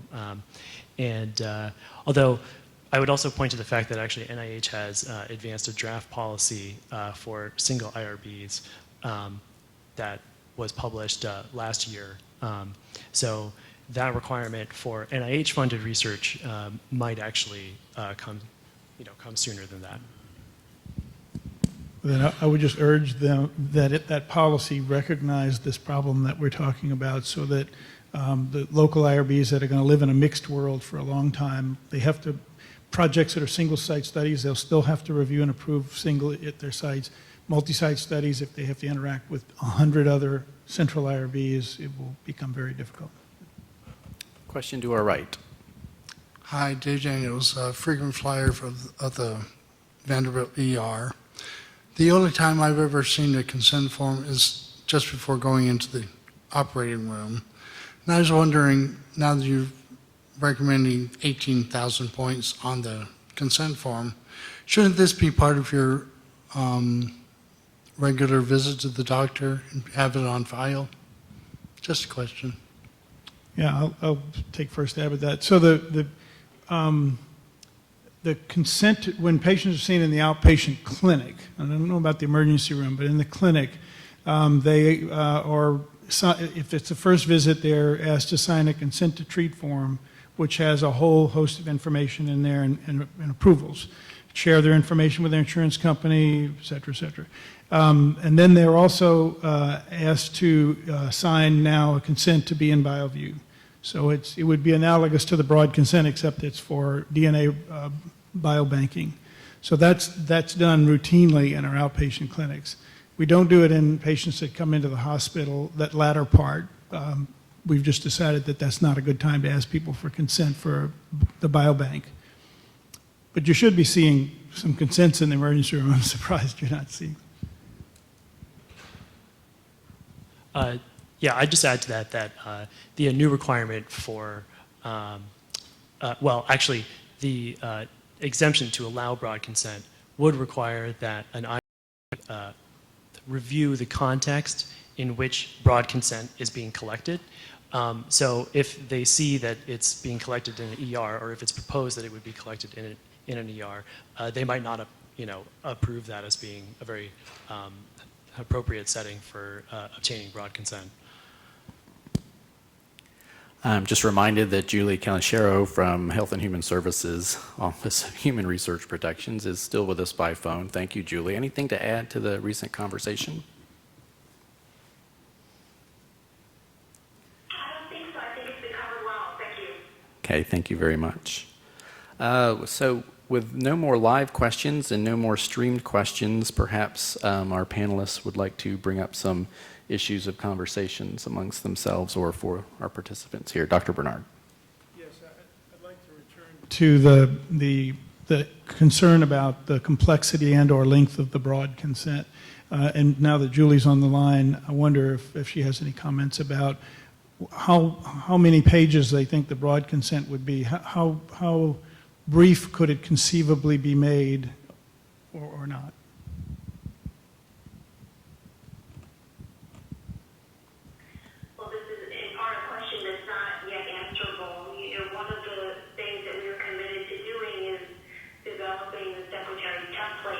Broad consent, so it's something that we will be working on.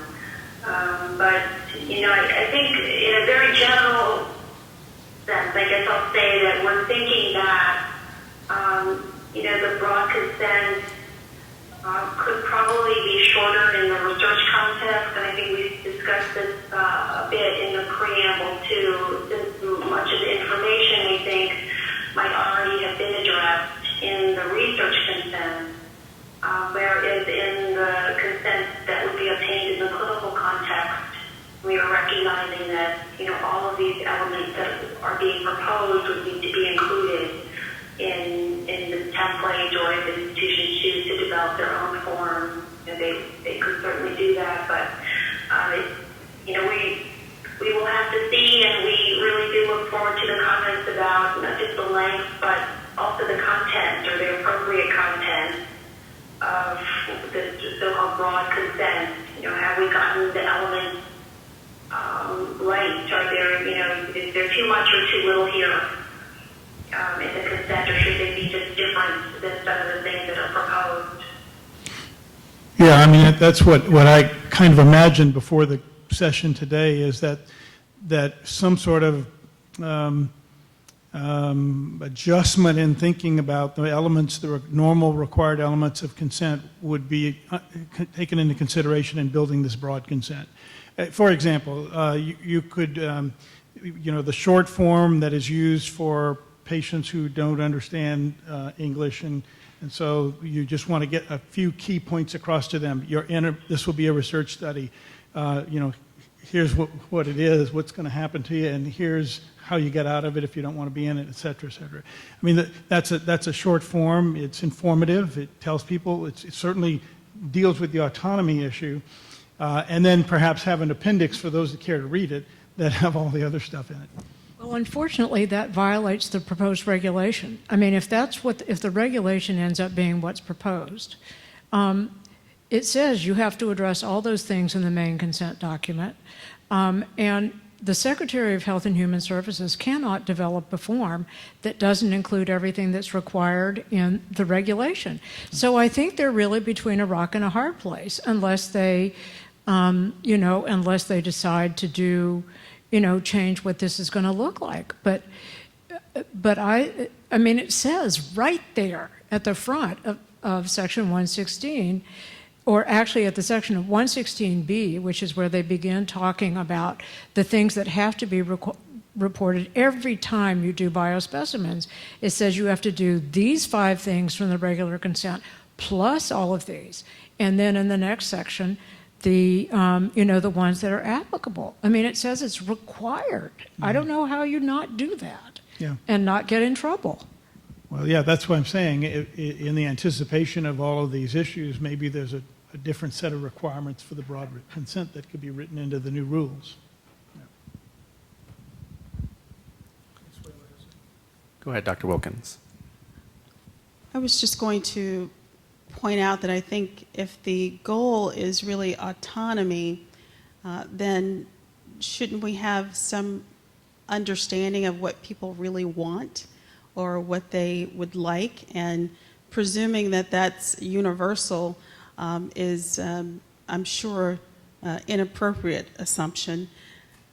So if an individual wants to have all of that information and wants to know all of those things, shouldn't they have the opportunity to access them or read them or try and understand them, as opposed to having all of that information required? I think some of the language might be contradictory. I also think when we talk about literacy, health literacy, in the context of informed consent, so it's not just consent to say that you've signed, but it should be information that people can understand.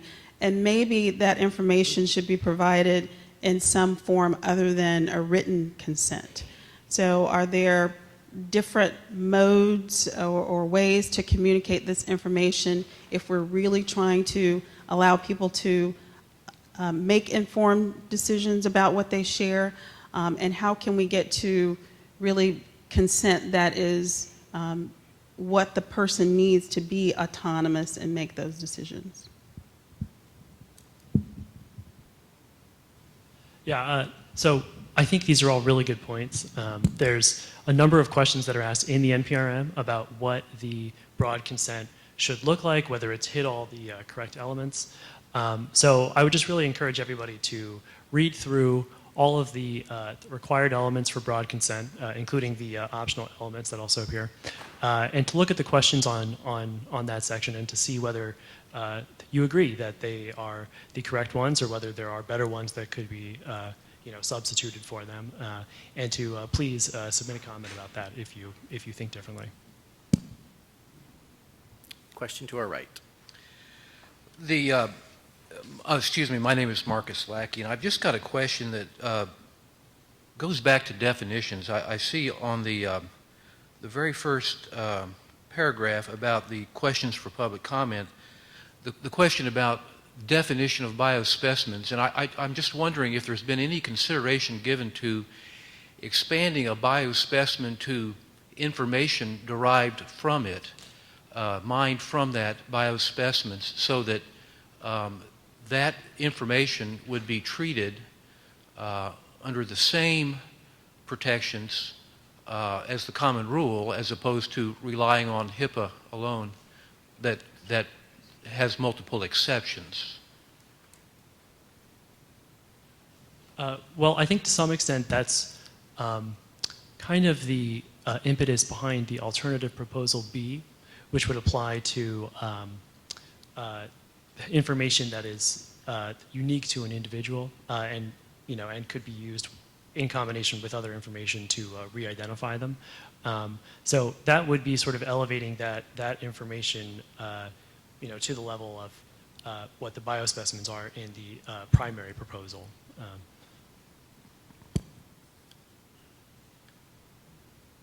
Thank you. Julie, any comments?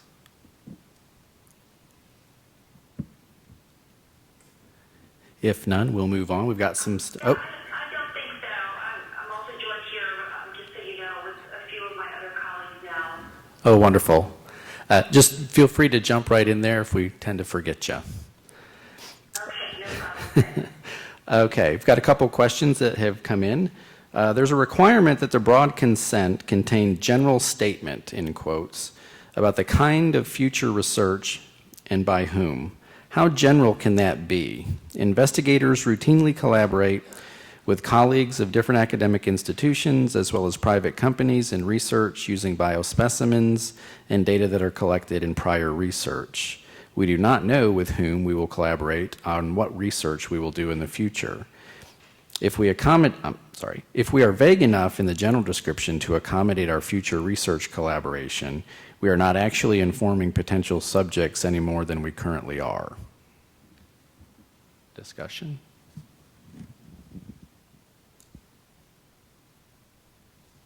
Well, I kind of have to agree. I sort of think that writing that general statement will probably be a challenge to some extent. I'm sure that something could be written that would provide an idea of what kinds of research could be conducted with an individual's biospecimens and identifiable information. Certainly, I think we would welcome any sort of suggestions about how extensive that language would have to be in order to be informative. But I think I'd also like to put this question to OHRP and see if they have any insight on it as well. Well, I'm going to take a slightly more historic view about this, which is that I think that data sharing has become an issue relatively recently. And so I think that we are now in a mode, I think already, where we talk about data sharing as we talk with people about research already. So I think that, the devil will be in the details about how much specificity is actually required. But I think the fact that we now acknowledge that data sharing is actually really important, that we're now required to do it a lot of the time, since I'm mostly involved with genome science, I think are all directions that we need to be going anyway. Exactly what level of specificity I think is unclear, but I'm not surprised it's addressed here because it actually wasn't addressed previously. And input from OHRP, please. I'm sure. I think there are two important parts of the broad consent. And I think there are two parts to the question, as I understood it. One has to do with what the broad consent would need to say with regard to the types of research that may be carried out in the future with the information, the identifiable private information on the biospecimen. And then the other piece of it, I think, has to do with how much specificity would need to be included about the institutions or the researchers who might subsequently receive that information or biospecimens for those for those specific future research studies. You know, this is something that we are certainly wanting public comment on. You know, in the broad consent provision that we proposed, you know, we're simply saying that there would need to be a general description of the types of research that may be conducted with the information in biospecimens, and the information that's expected to be generated from the research, and the types of information or biospecimens that might be used in the research. And so, you know, I think the question here is, you know, how much information about the types of researches would really be meaningful to individuals? How much specificity would be necessary about the future research to be conducted in order for them to have enough information to make an informed decision about whether or not to grant such broad consent? So, you know, this is something that we do want your input on. And then the corresponding issue, of course, is, you know, if it's too narrowly crafted or the requirement is too narrow, then the concern would be that it wouldn't, you know, that there might be certain types of research that would fall outside of that broad consent. And, you know, we ought to do that at least knowing, right, that we're doing that. You know, if there are certain types of research, for instance, that we think warrant more description in the broad consent, because of the nature of the research and potential sensitivity people might have about that, it would be interesting, and we would certainly be interested to know whether people think that should be specified in either the, you know, in the rules themselves or in any subsequent broad template, consent template that we would be developing. You know, the other piece of it has to do with the types of institutions and the research that would be conducted, or the researchers that would be carrying out that research. And I think here there's an acknowledgement in the NPRM that is intended to be quite a broad statement, that we're envisioning that the broad consent would clarify that it could be shared with a number of institutions for use by a variety of investigators that would not have to be identified prospectively. So comments welcome about that too, as to whether or not that's, you know, too open-ended. Thank you. Dr. Wilkins? I think the challenge with any amount of specificity is that it's immediately outdated. So as soon as you describe what the potential will be because of the pace of innovation and the new methods that are developed on a daily basis, we would not have described that the day before, and we would not have thought about the potential collaborations the day before. Yeah, and this is Gordon Bernard. I would agree entirely with that, and I would also say that at a place like Vanderbilt, I couldn't anticipate anything narrower. I'm even worried about saying medical research. There may be social research or something else that somebody might not think is medical research that the specimens might be used for. So I can't imagine getting into a list of the kinds of research that the specimens could be used for, because it is truly endless. And another comment that's come in, when you think of the form as a paper form, it seems like a puzzle nearly impossible to solve. But if using newer technology, the ability to read more or less info pertaining to the research you're participating in seems possible, is a digital form on the table? Or other technology, I would imagine. You're talking about the form being in electronic format? I mean, that's how all of our consents are. I mean, not our IRB consents, but our hospital consents now are. Okay, yeah, the commenter just asked, is a digital form on the table for the varying parts? Yeah, I'm assuming. Sure. So I'll make one thing here. I mean, we do use kiosks. We do a variety of other things. There's been an enormous amount of research about using alternative ways of conveying information, encouraging conversation, et cetera, in order to have people be able to make informed decisions. the one thing that is clear in the proposed regulation is that at some point or other you have to sign it. There are a few exceptions to who has to sign it, but they are really few. So no matter how you go about, video, focus group, whatever you want to do, at the end of the day, you have to put, pen to paper or something like that. So, but certainly multiple methods are, I think, on the table. I don't think they're precluded. And there's a lot of research about how well they do and don't work.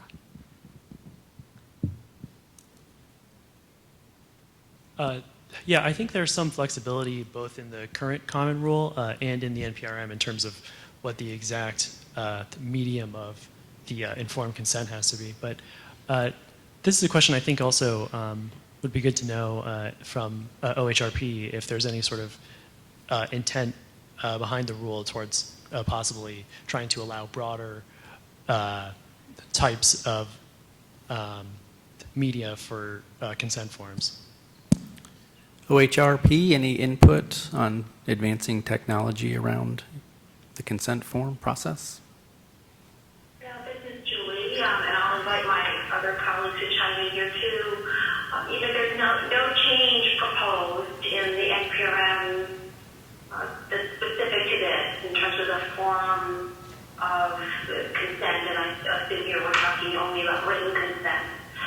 But we do currently allow for there to be electronic written consent and even electronic signatures, provided that electronic signature is obtained in accordance with applicable state or local law. So that, is part of what we're envisioning is how the broad consent would be implemented if it were to move forward.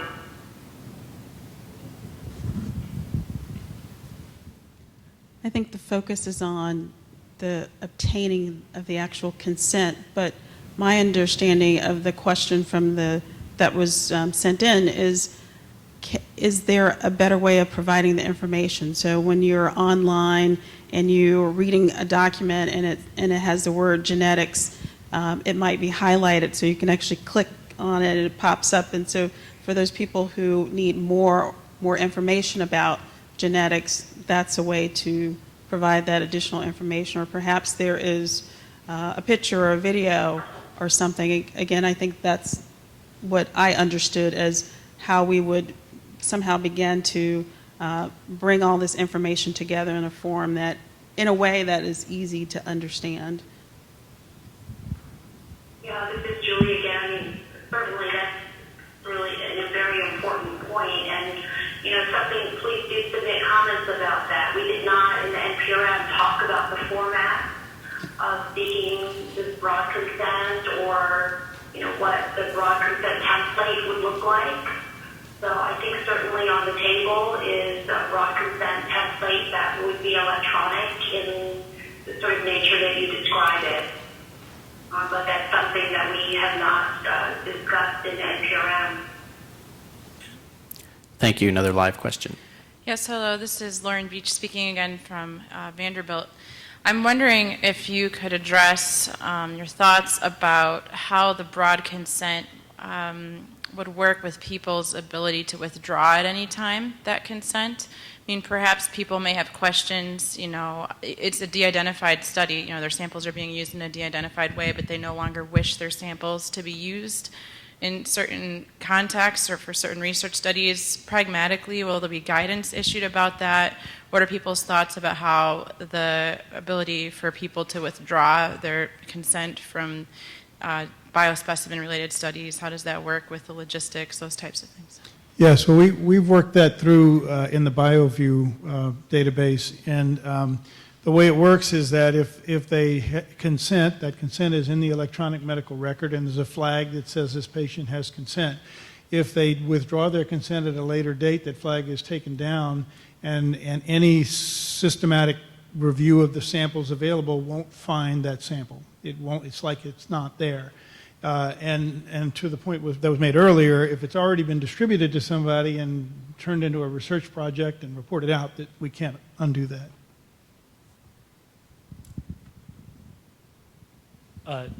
Yeah, and just to add to that, the NPRM would say that if you withdrew your consent, then it would no longer be valid to collect any specimens or data for however long was left until the 10 years from the point that the consent had been signed. Okay, we have a little bit more time left. If there are any questions or if there are any other issues that the panelists would like to bring up, we've got some more questions coming in. Yes. Michael May again. I want to go back to the question of simplifying the consent by putting required elements first in institutional boilerplate in an appendix. If you do that with a central IRB, who approves the appendix? I mean, if the local IRB no longer has responsibility, who's in charge of that whole thing? It sounds to me like you're just making 2 paragraphs out of a long document and you need 2 signature blocks. It doesn't seem any simpler. I'll just say normally in central IRB's world, local context is handled either that way or in the part of the consent form that's still malleable. So in other words, it's locked down after the initial scientific review, and then the local context is below that, which is it's not usually very extensive. In fact, at Vanderbilt, the boilerplate is, we don't really have boilerplate other than that you have to say who to call in case of an emergency and a couple of things like that. But there's not much else. There's the HIPAA language, if you want to call that boilerplate. Yeah.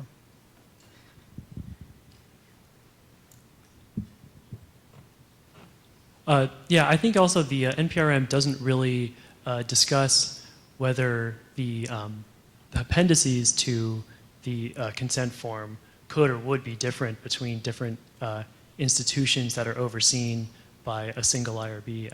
I wonder if OHRP has any insight on that? What we envisioned in the NPRM is that the central IRB or the single IRB would be responsible for reviewing and approving both the core consent as well as the appendices. So we're really envisioning the whole package, the whole consent package, as being what the IRB would review and approve, and not having the appendices be reviewed by a different IRB.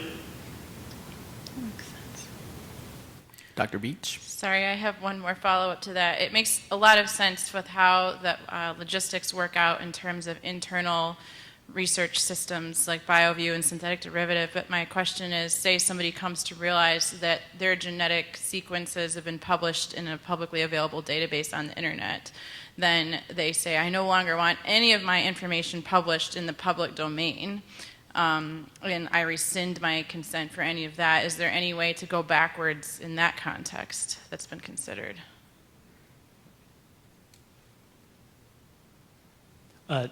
I don't think the NPRM proposes a method for them to be able to withdraw that kind of information necessarily.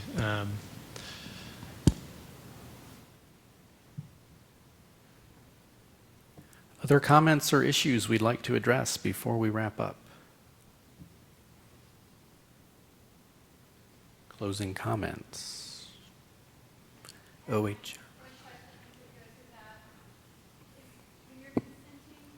Please go to the microphone. Is there anything towards how you inform a patient that their information could be publicly available to be identified to anyone across the world? Forget whether it's restricted or not, but is that included in the informed consent? Yes, it is. Yeah, and there's actually just one other thing I'd like to add to that too, which is that there is one additional element that was added to the specific consent forms for research, and it is a statement that either the individual's data will be de-identified and shared for research, or that it will not be. So a specific consent form should state at the end, well, it's the last element now in specific consents, that, whether an individual's de-identified data may be shared for research or whether it would not be. So you have an option of saying it may be or it will not.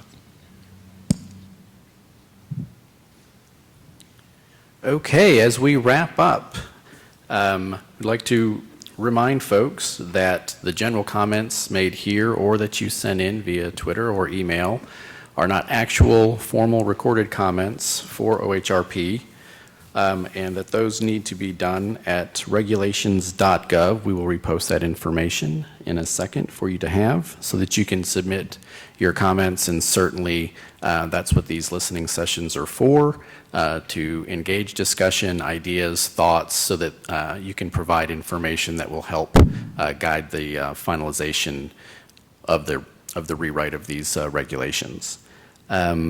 Also, want to remind you, whether you're registered live or live stream, you will receive an email from Common Rule 2015 at ctsac4.org regarding the meeting evaluation. They would very much appreciate if you would complete that as soon as possible. And that evaluation will include a link to this live streaming video that was captured today so that you can have all of the information that was shared by our experts and by our community folks. And please stop by the registration table on your way out to pick up your IRB certificate of participation if you need that. So, having done this first session, I'm locked out, so if there's another question live, can you, okay. There we go. There's how to post a live comment. That is there. Any closing comments from OHRP? So if our folks... Thank you so much for putting this on and for giving us the opportunity to participate. It's been really informative and helpful to us, and we really look forward to all the comments that will be coming in. Wonderful. And so if our live guests will join me in thanking Dr. Gordon Bernard, Director of Vanderbilt Institute for Clinical and Translational Research, Taunton Payne, Policy Analyst at the Office of Science Policy, the National Institutes of Health, Dr. Consuelo Wilkins, the Executive Director of the Meharry Vanderbilt Alliance, Dr. Ellen Wright Clayton, Craig Weaver Professor of Pediatrics and Professor of Law, and Dr. Joden Platt, Assistant Professor, Department of Learning Health Sciences at the University of Michigan Medical School. Thanks so much.